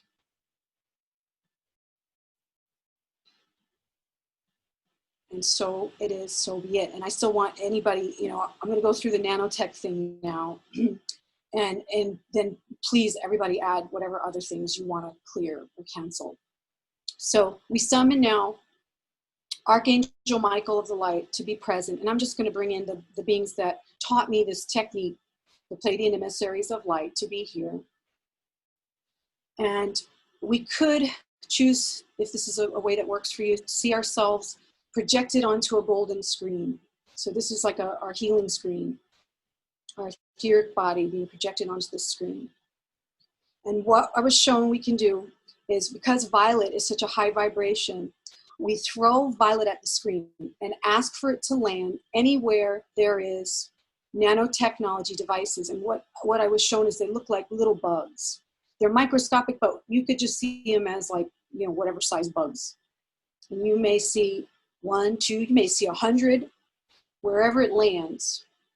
You kind of take a look and just see if it's landing on anything. Maybe there's nothing there, maybe there's something there. And then what we do is we just see ourselves pulling out in groups and clusters this nanotechnology, these bug-like parasitic living beings or living AI that have a consciousness implanted in them. And we see them being placed in a Merkaba, a double tetrahedron Merkaba, 2 pyramids, one on top of the other, but upside down. And we see that being spinned out of our energy fields, like a tornado, spun out of our energy fields.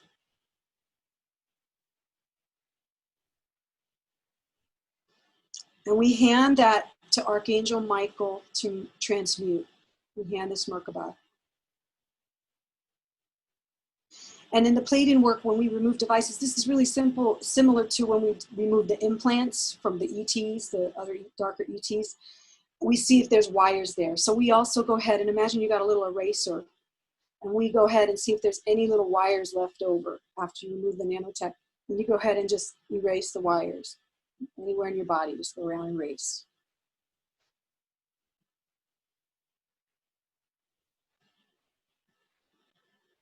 And then the last piece is we call in from the Pleiadians one of the tools called a quantum transfiguration grid. And this is a grid that burns away the dense energy and the damage done by these inserts, these implants. So we see this ultraviolet light with grid lines going everywhere that you saw the nanotechnology or you felt it in your body. Some people don't see it, they feel it, or they have a knowing that it's there. And we just see that grid dissolving any dense energy out of the body, healing and transmuting. And the Pleiadians kind of help hold and anchor that.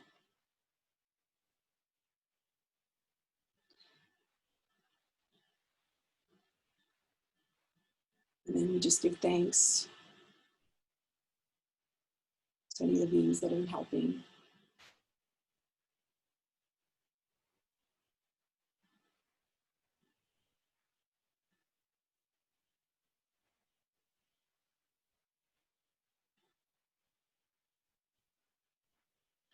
And so I know that I printed up a write-up of how to do this procedure, and we'll have it posted under the video as well for anybody who's watching who feels they want to do this or share it with their family. Somebody mentioned that. Let's do this for our family. Let's do this for our friends.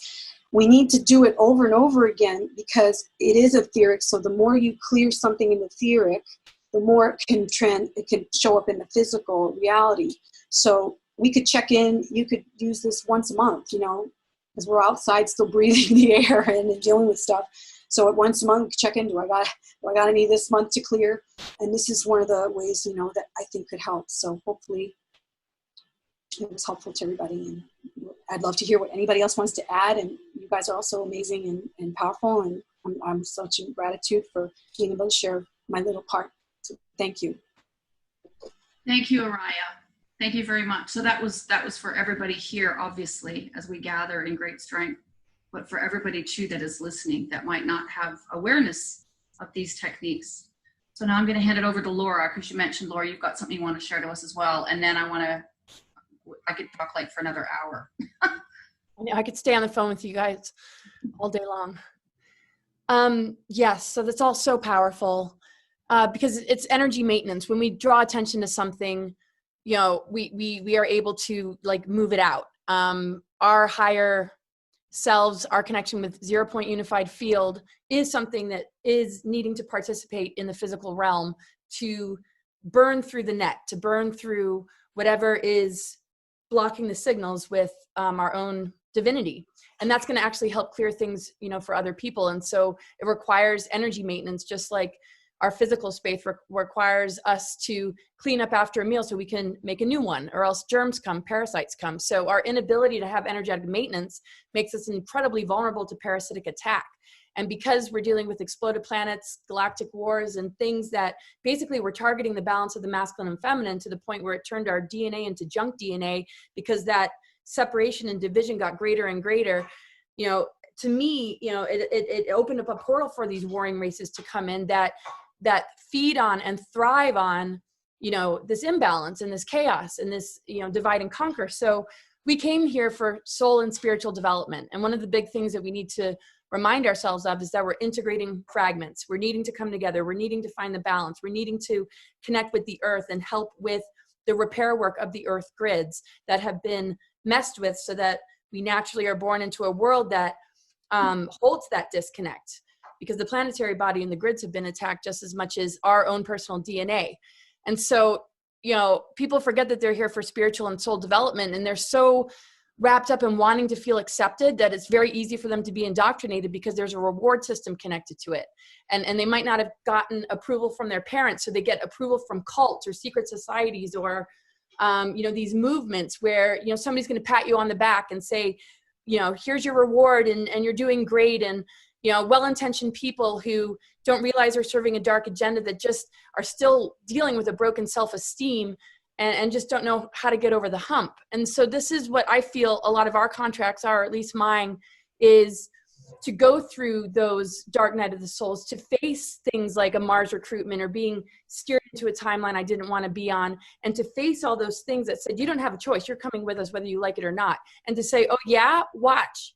There's no way. And to allow the adversity to actually strengthen me and help me be stronger in who I am, and let the adversity remind me of who I am, because I can see the contrast of, you know, this is somebody trying to take away my freedom versus something in me that can connect to something else that absolutely refuses and will never allow that.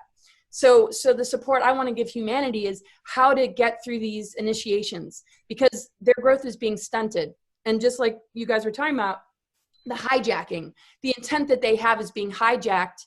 And so instead of being able to move through their dark night of the soul or their trigger or their trauma to find real connection with community that absolutely is holding a space of unconditional love and support, they're looking to these, you know, false systems to appease that part of who they are. And that's what happens when a person gets sick.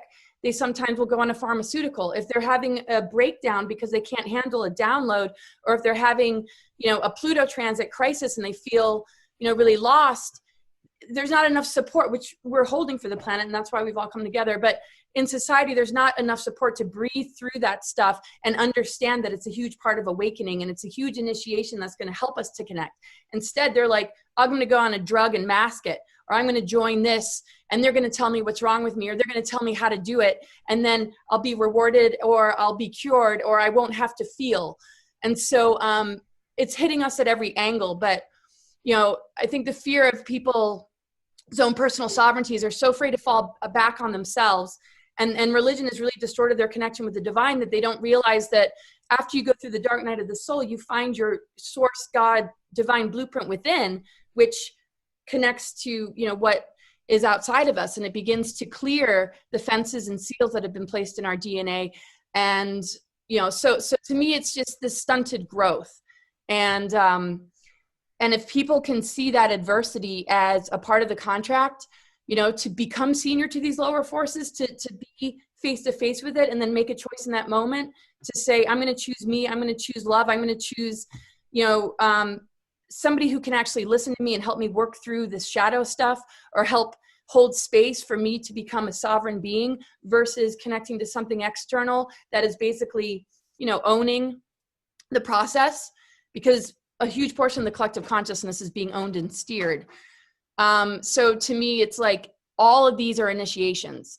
All of these are important events in a person's life, to be up against an obstacle, to be up against a barrier, first originating within the self, seeing it also in society, and then making a choice in that moment to not choose the group mind, and to understand how dangerous the societal and governmental structures have been, and to also see the anomaly of this particular person coming into office to actually help, take this down. But that's, a whole other thing that might not be, possible. But the thing is, it's like the conspiracy theory projection is masking their ability to see that we hold love and concern, and we're coming from a place of protection. We're coming from a place of wanting to help a person develop themselves and be the best of who they are, and not be sidelined, not be sidetracked, and not be sabotaged. And it's coming from love. It's not coming from political beliefs. It's not coming from conspiracy theories. It's not coming from New Age deception.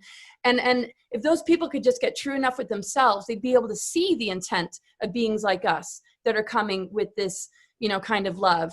Because ultimately, it's not about thinking the way that we do. It's about helping that person be the best of themselves with a direct connect with spirit and source, a connection with this earth, and the ability for everything else to be cleared and alchemized. It's coming, from love. And so, yeah, I mean, this is how the system needs to be starved, is that we have to face these symptoms, these traumas, these physical symptoms, and breathe through it and find the inner resources, to overcome them, because everything outside, everything that's externalized is literally a piece of that hijacking.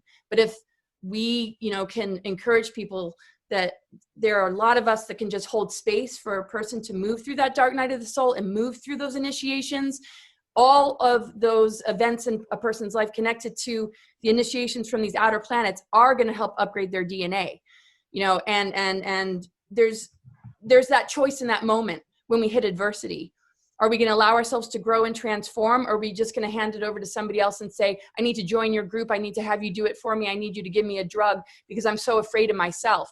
The thing is, we got to drop those projections and just know that we're shattering the old world, and it's very symptomatic, but it's the most empowering and important thing we could possibly do. So let's breathe through the discomfort, knowing that these are the growing pains to recover ourselves, instead of be so afraid of facing, the pain and the discomfort of awakening and handing it over to the parasites. Because ultimately, we just need to find balance and wholeness. Nothing that's parasitic can invade a whole organism and a balanced organism. And I just hope people know that people like us are here to help you find that within yourselves, as we're doing that work for ourselves, and that we're a family in this, and we all need to hold hands and have each other's back. You don't need to give that power away to something that's streaming through the media, because that is the greatest weapon of mind control on this planet.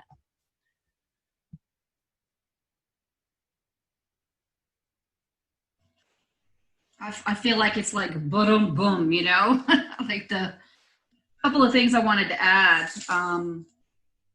Yeah, it's kind of like what we're walking through right now is the result of past thought. This is what we've already thought, already created. And now we're walking through the manifestation of it. And it seems like, how afraid can humanity be?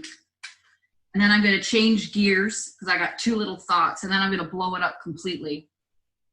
This whole crown thing that's going on with the monarch right now, it feels to me like it's time to dethrone the crown from the egoic self and to put the king's crown where it rightly believes to be, which is Christ consciousness, which is love of all beings, that there's nothing outside of the creator, and that the idea of God is the substance of all things in form and not in form.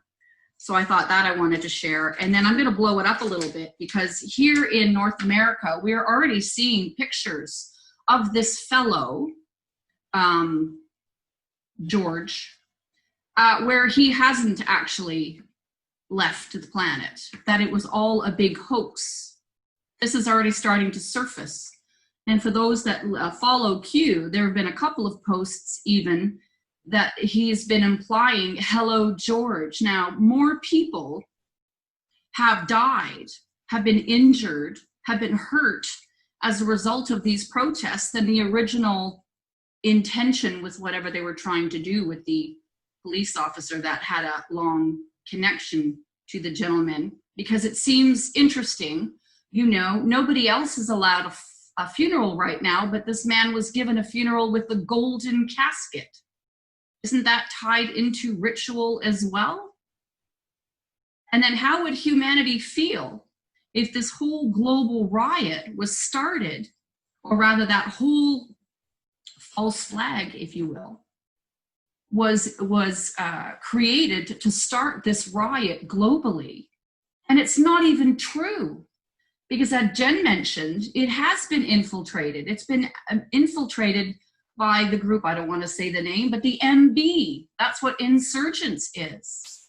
That's the group that believes in Sharia law, because the first place that had the riots in Minnesota, that's where I think they allowed over 30 or 40,000 refugees to take hold there, and they're fighting very, very strongly for Sharia law to be in that state. And it's happening in other areas as well. So I just thought I would share that, and why not unmute now and see where we go with that with our last few minutes. Go ahead, Patricia. I think that it's important not to see episodes playing out, but rather to understand that this is a continuum. So the riots now are just an playing out of a distinct, determined plan, New World Order, call it what you want, that keeps inventing. They're not, what am I trying to say? It's not like, oh, that didn't work, let's try this. It is a distinct program. The program is to bring people to their knees, to be prepared for absolute slavery, okay? There's nothing new in that. Let's cut their oxygen off. Let's cut their pranic energies off. Let's break down these little individual units to the point where they're prepared to take the chip and become completely obedient slaves. And so, you know, how do you do that? Well, I mean, since I'm alive, it's a continuum of division that is race, sex, gender identity, adult children, pedophilism, let's bring it all out, perpetuated constantly with false flag after false flag after false flag. And so this George episode, this is probably going to create a stir in the media. It couldn't be more obvious to anybody that's got their eyes open. First of all, that you're making a hero out of somebody that we may not be sure really actually is dead. Is that going to shake up a few opinions here? But regardless, watching it all play out, mob mentality, it's been set up with the intention. What we have to get to is not the manifestation, but the intention. Until we are clear about the intention and more people finally start to understand the intention and take the divine out, the plan, where they're headed, there'll never be resolution, because people will still be jockeying in the manifestation crisis rather than getting to the point of what exactly am I supposed to be feeling? What is being generated here that I'm supposed to be reacting to? And so we've still got the masses in reaction mode. But the joyous information is that more of us are in the understanding of the intention mode. And, you know, we've been talking about some very incredible things today.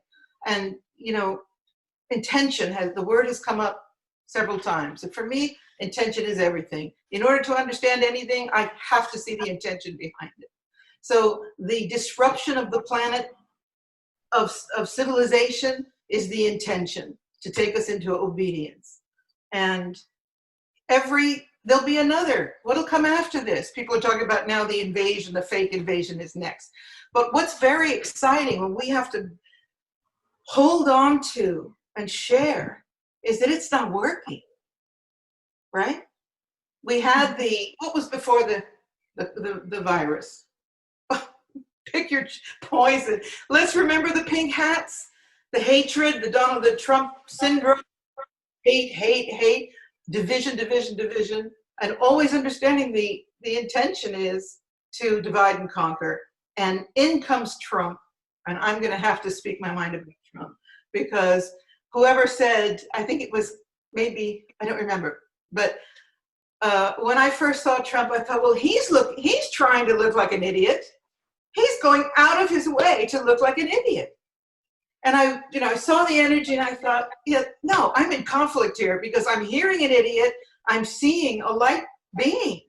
And I very quickly realized that Trump was putting on a show, because he knew that he was going to be getting attacked at levels that were every level, from the etheric all the way down to every single possible field around him, because what he's going after is, I'm getting goosebumps, is, you know, the ultimate takedown of this force that we've been talking about nonstop, right?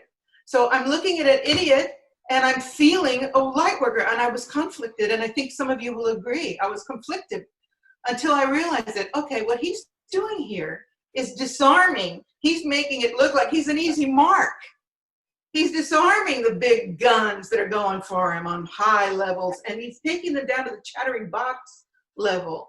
And the pink hats and everybody hating whatever he said, foolish things, while he was working up here in that power, right?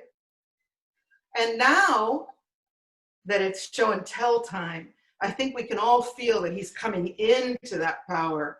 He's showing that power. And this is why they're running amok, because they see him for who he is. They may have already known it. A lot of these players may have known it, but the world is seeing it. No matter what they throw at him, that force is strong. I'm thrilled to see it.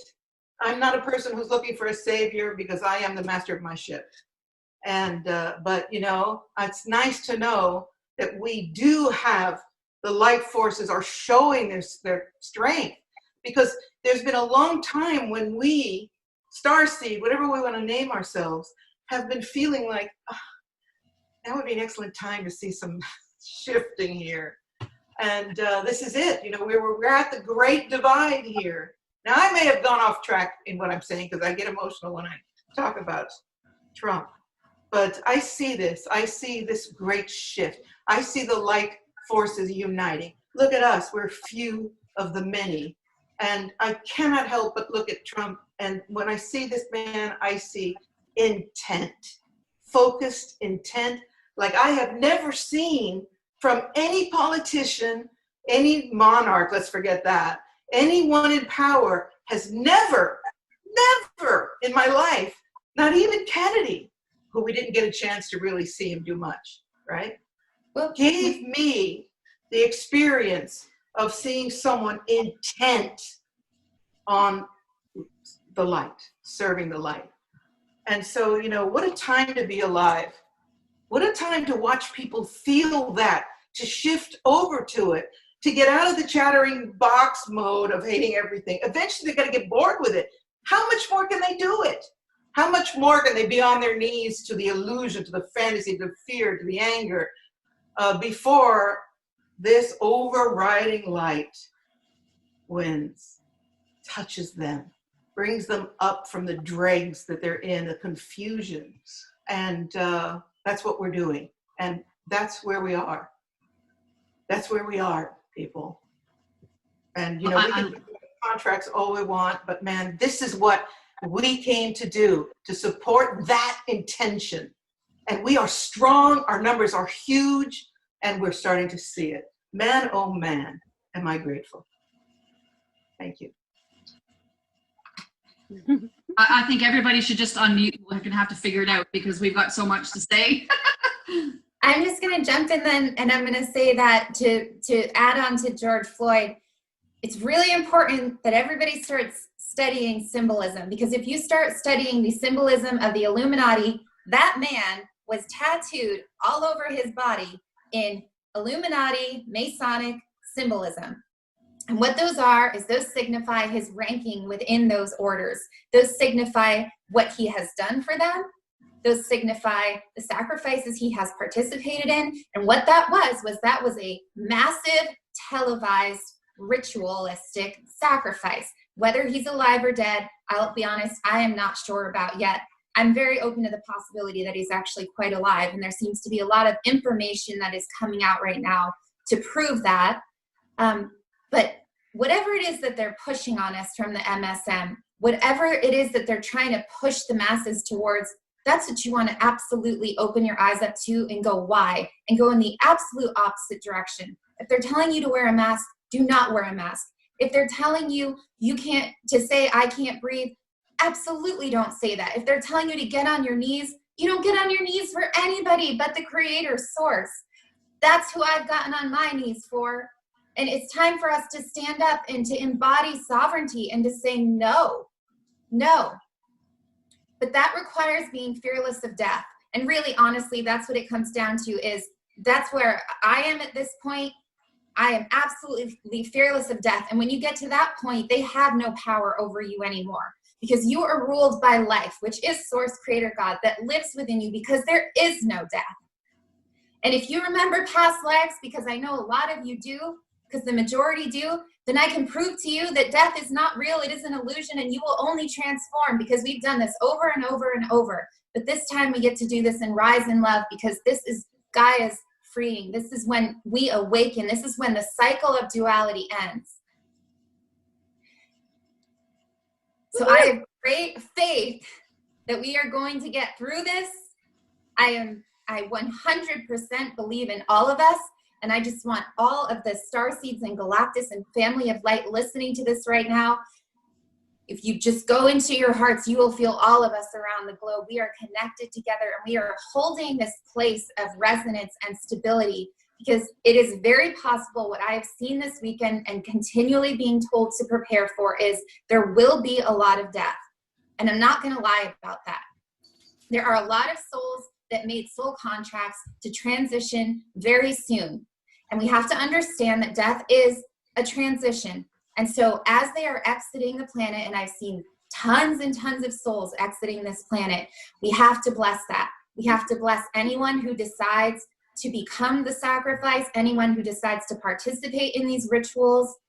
Every soul is sovereign, whether they know it or not. And we cannot save all of them, and it's not our job. We're just here to serve. We're here to play our roles, and that's what we do. So bless everyone. Blessed be. Blessed be.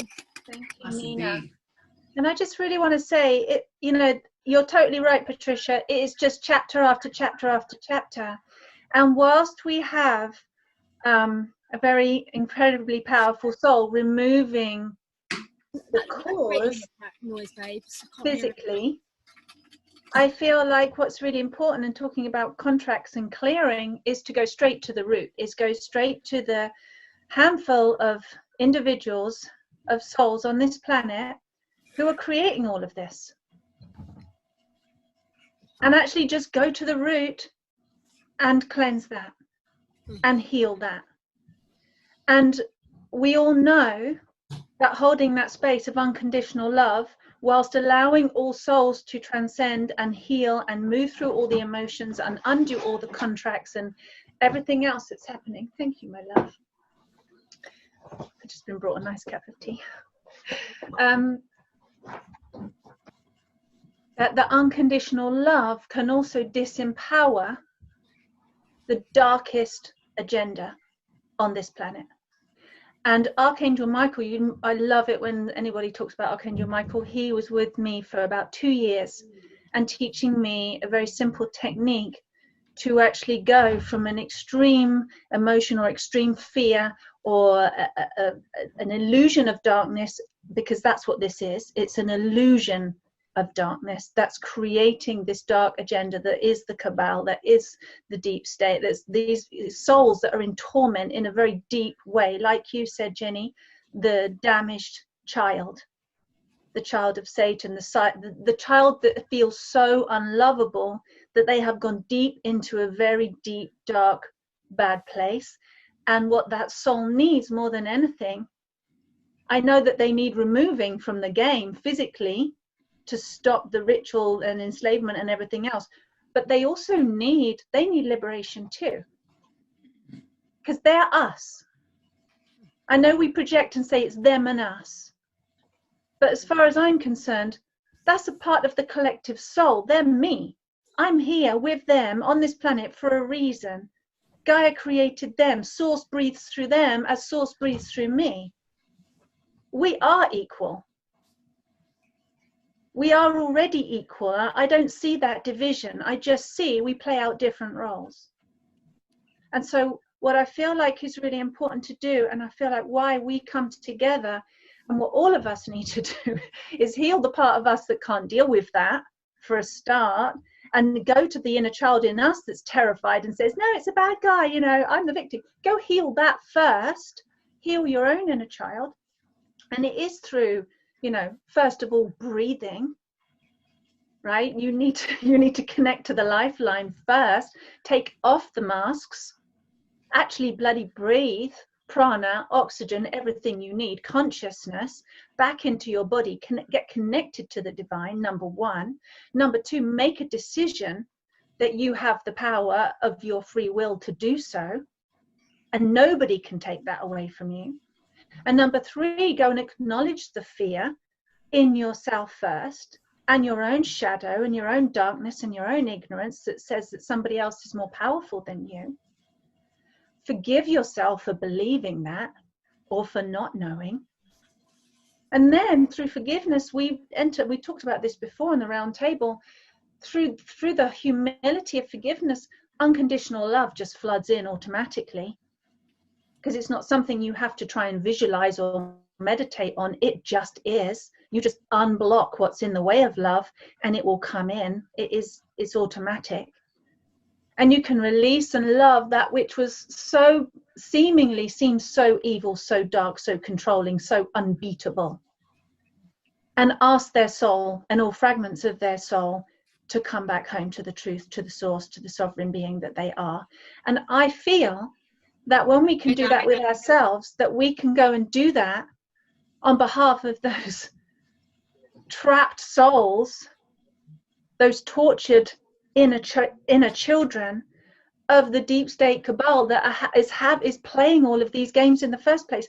Every time I see another episode happen, I'm just seeing a soul crying out to be seen.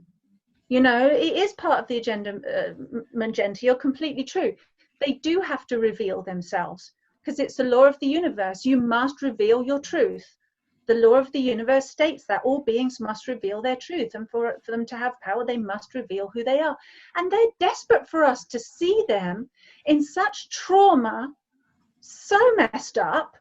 They don't know how to heal themselves. They're so deep in it, they don't know how to get out. But we do.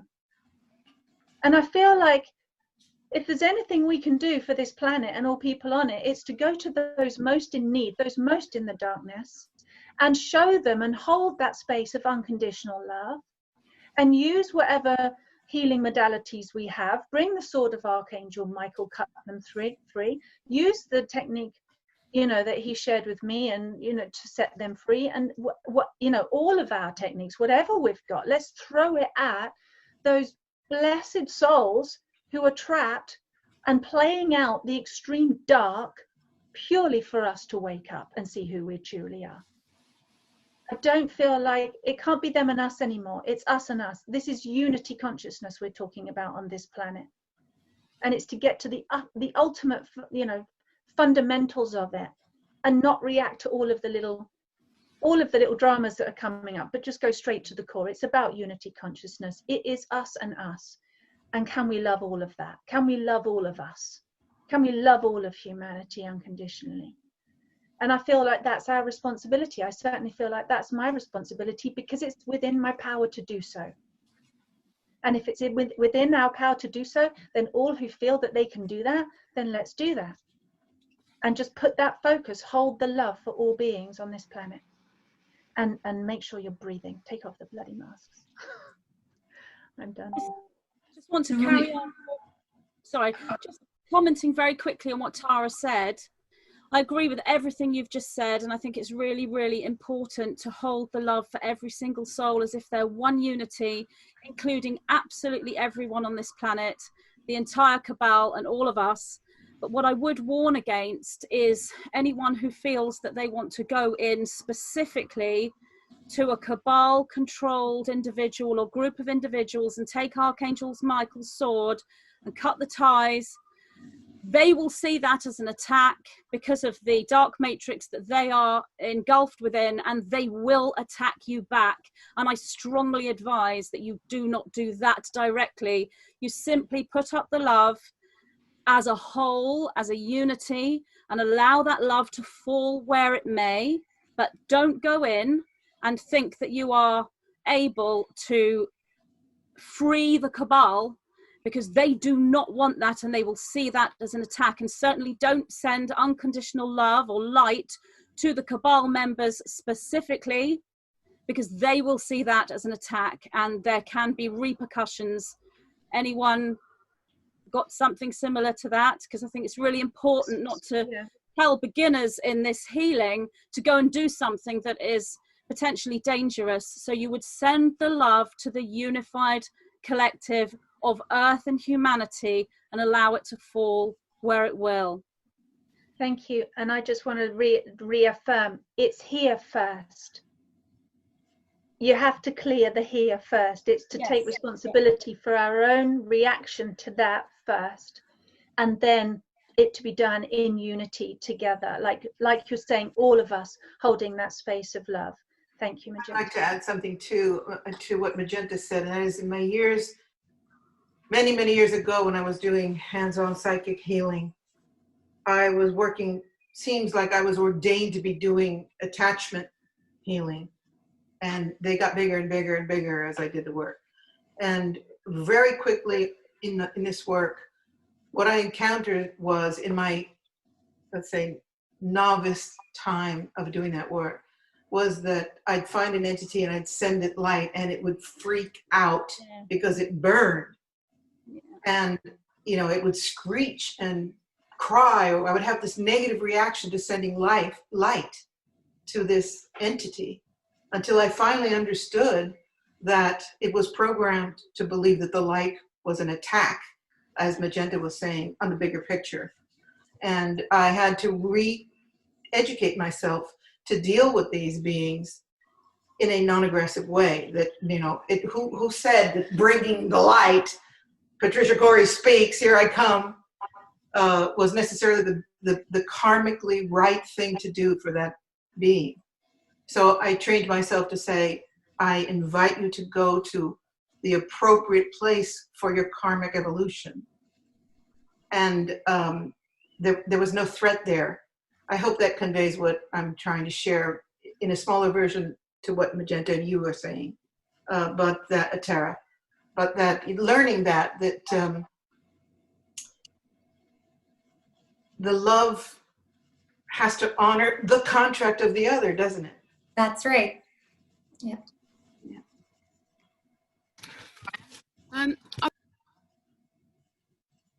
Oh, she started. You're on mute. Oh, Araya, go first. Oh, okay, sure.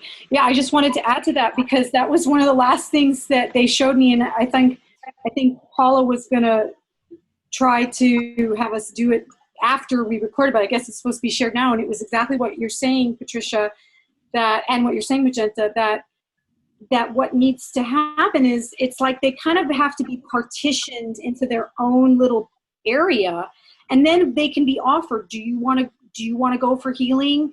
Do you want to stay where you are? And it's okay, but they just can't impede on the people that want to stay in the heart and want to stay in the light. So that was another piece that I was shown. So I just wanted to add that's they have the right to be there. They want to be there, I guess, you know. So it's getting through that net. Could I just pop one comment in there? Excuse me. I want to say this before I lose the thought. There's also a contract going on between that little entity and the human being who's attached to it. So there's, you know, there's so much to honor. That's what I was saying. Okay, go ahead. I was saying the same thing. There's a net cast over them. So even if they want to be free, they are already trapped, and you can't just wade on in. I once did the same sort of thing as Patricia in my early days. I once sent love and light to George Bush, and he was absolutely horrified. I mean, luckily I was in a training ground and I was safe, but I learned that light and love is not what they want. They want the absolute opposite. They're trying to shut the heart down. And so there has to be different ways of freeing. You can't just go in with Archangel Michael's sword and slash the nets and free everyone. Otherwise, we could have done this thousands and thousands of years ago. There's been light workers on this planet for millennia. we've come together now because on a collective level, everything is being seen. So now everything is happening in an organic, synchronistic way.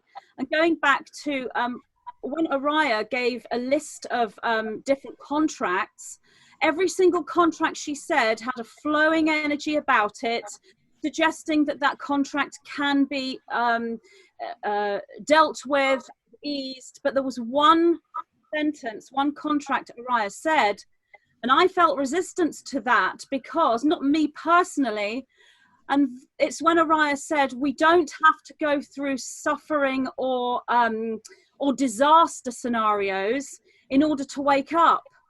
But I feel we are actually in the dark strategy, the dark plan, and there are several disaster scenarios that are in our timeline, and they are there in order to wake us up and to bring the peace. And I think to try to create, oh, we don't want any more disasters, I absolutely agree with that. We don't. But these disasters have a ripple effect, which is leading to exposure and disclosure. Like Nina was saying about people dying, and the 9 speak to me about individuals having the right to not know. They don't want to know the truth. They have the right to not know the truth. If they don't want to be freed, they have the right to not be freed. And those who want to be freed but are trapped, there has to be other ways that we can free them, because they are controlled by those who don't want to free them. So there's multi layers in order to work with all of this. So with Araya's contract, the one suggesting we don't have to go through anything that is a disaster scenario anymore to raise polarity and to awaken, I think that that is true eventually, but I'm still seeing some issues with that playing out in the physical realm this year at least. And I think that contract is something that will be released after 2020, personally. Go ahead, Laura.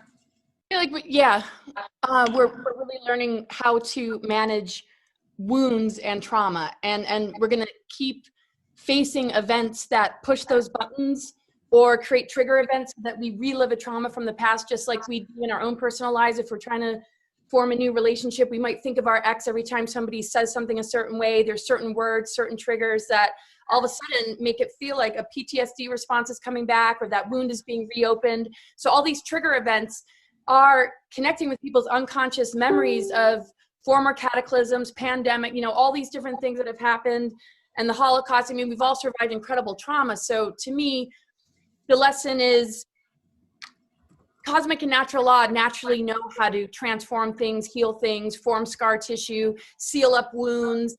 Our immune system knows how to handle pretty much everything if we keep feeding that immune system. So our collective unity is the immune system of the planet for these parasitic forces to go away, because the root races and the cloister races were brought to this planet to repair the architecture of our DNA, and unity consciousness is required to share those codes. So they've pit us against each other, because in that fragmented state in humanity, those cracks are what they thrive on and live on. They have to keep opening up those cracks to even have a life, because they wouldn't exist if we weren't feeding them. It's our trauma and our inability to figure out how to come together and say, okay, let's hold each other.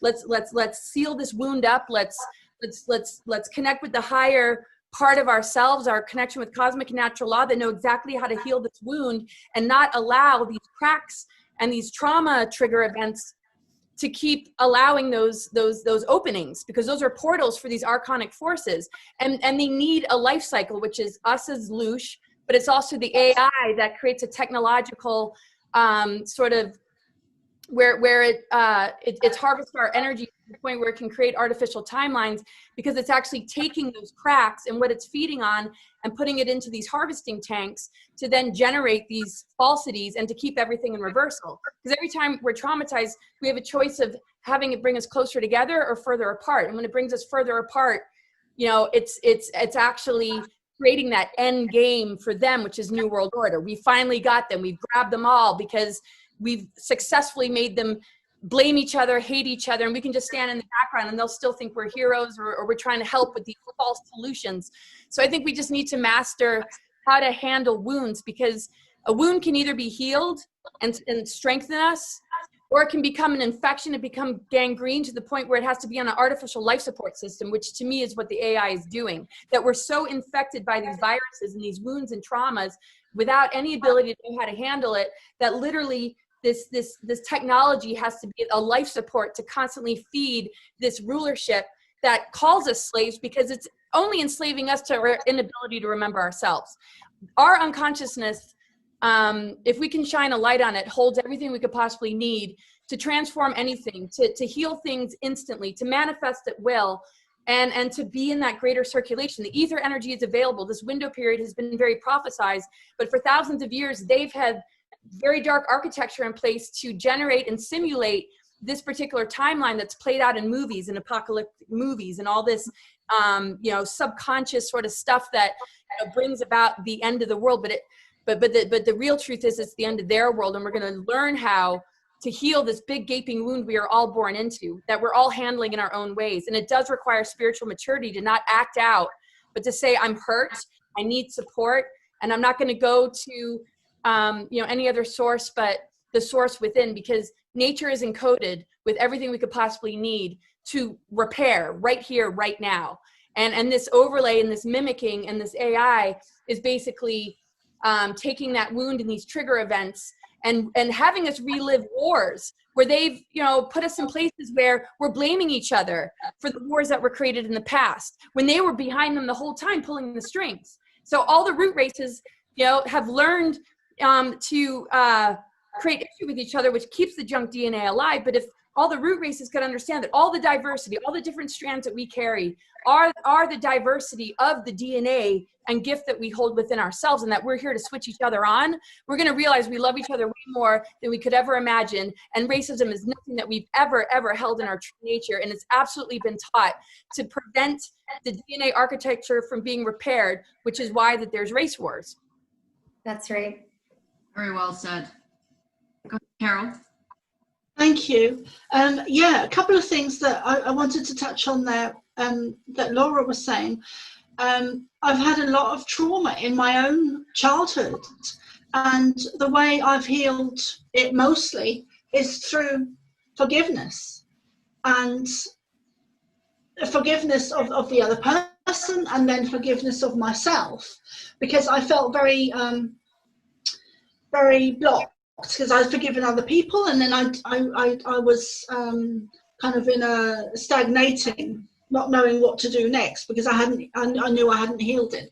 And this is I'm wanting to share this not just individually but for everyone. So the next stage for me was to then go on and actually forgive myself, and that's what we need to do. We need to forgive each other, forgive ourselves, forgive each other for the trauma that we've created on Earth at the time, at the moment. And that one of the Cabal's last, the last card that they're using is racism, because they know that they've programmed us so much as a collective. They know that they've programmed us so much as a collective with racism, because we see ourselves separated from each other, and we're not separate at all, but they've conditioned us and programmed us and dumbed us down so much to buy into especially the belief of racism, and that we are separate from each other, and that we are separate from source, and that we are separate from everything that's outside of ourselves. So that's one of the last cards they're playing at the moment, is racism.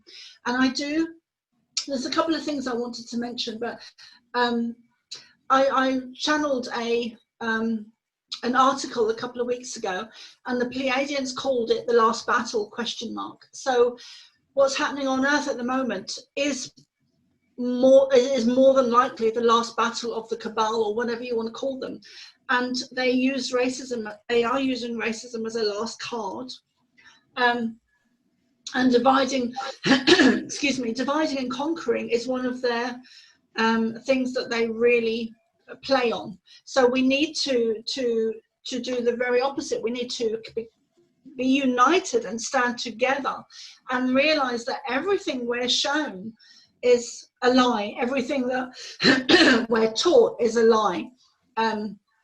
our school systems, our banks, our governments, our pharmaceutical companies, all of it is put in place by the cabal or the negative agenda or negative ET energy, whatever you want to call it. All systems are put in place into Earth, including schools, to keep us enslaved, to keep us as slaves. And that is coming to an end now, which is why we're in the last battle. I believe we're in the last battle, and they've really upped their game because they've seen events with I guess you would call it a looking glass mirror. They've seen events where our consciousness is raising, and they're trying to squash it. They're trying to stop it. What they didn't foresee when they put the COVID into the reality is that it would have a backlash effect on them, like a tsunami doubling back. The energy would double back on them. So they didn't foresee that. And the other thing that they're not capable of at all is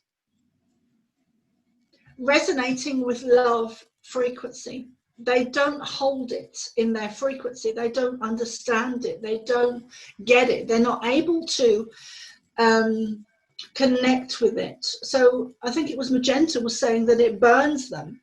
So I would agree with Magenta, because it would burn them, you know, if they're not able to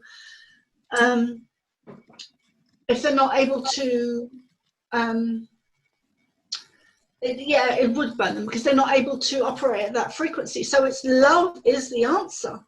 And I'm not talking about a fairy willy-nilly or a psychic woo-woo or anything that is out there.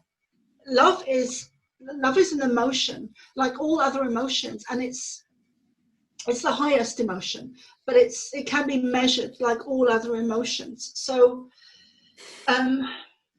it's something we can create within ourselves, and it's love that will move mountains, love that will move energy, love that will move us through this time. And it's so important. Now, I've met several people over the last couple of months that don't get it, and I've even been quite negative, come back at me in quite a negative way, because they're not understanding the love frequency and the love energy. And to me, to them, it's just mumbo jumbo. So, and they see it as being, they don't see it as being something within themselves that they can create in order to move their consciousness upwards and to have a positive effect on themselves. They see it as something that is beyond their control, when actually we are well able to create that frequency, because it is a frequency that is measurable by science. So therefore, if it's measurable by science, we are able to create it in ourselves. And that's what we need to do more than ever. We need to create that frequency in ourselves. Thank you, Carol. Thank you, Carol. We're just looking at the time here. Thank you, everyone. For yeah, go ahead, Pixie. Thanks everyone for sharing this amazing stuff. I haven't said much today because I feel like I'm rolling on a wave at the moment, because all the events that I foresaw 10 years ago have been happening literally one by one by one.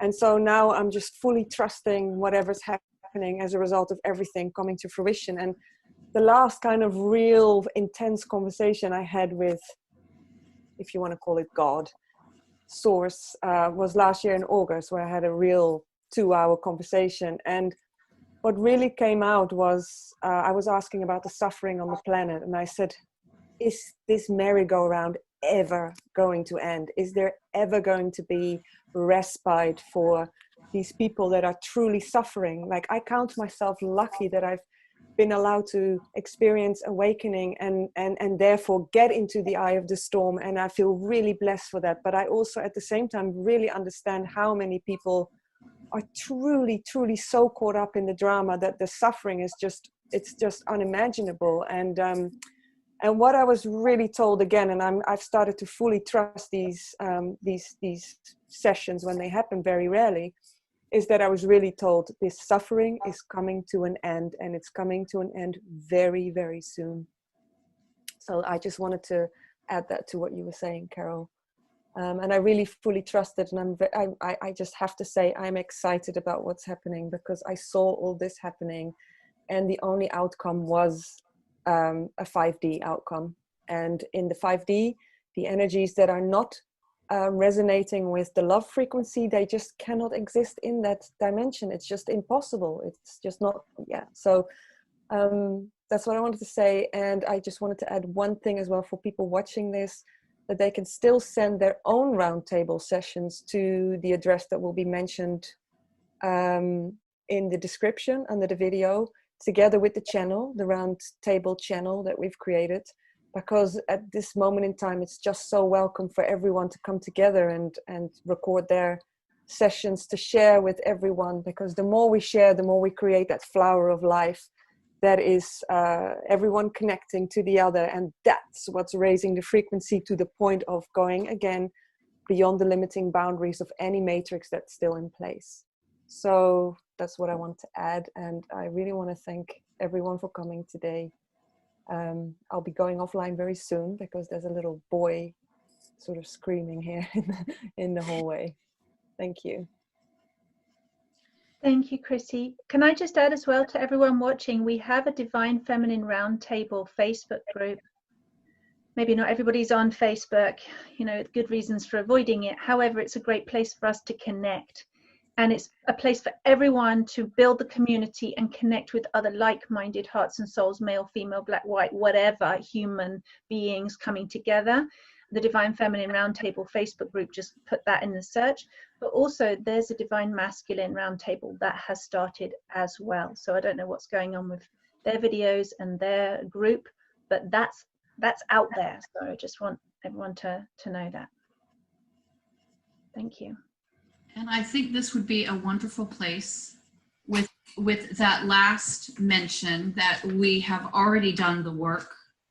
The light will win, of course. There's so much hope. We just have to walk through it. That's all. And there's so many of us that we can hold hands together to walk through this together so that we can be well. So if you guys are all cool, I'm going to stop the recording now. And again, thank you all so much for coming.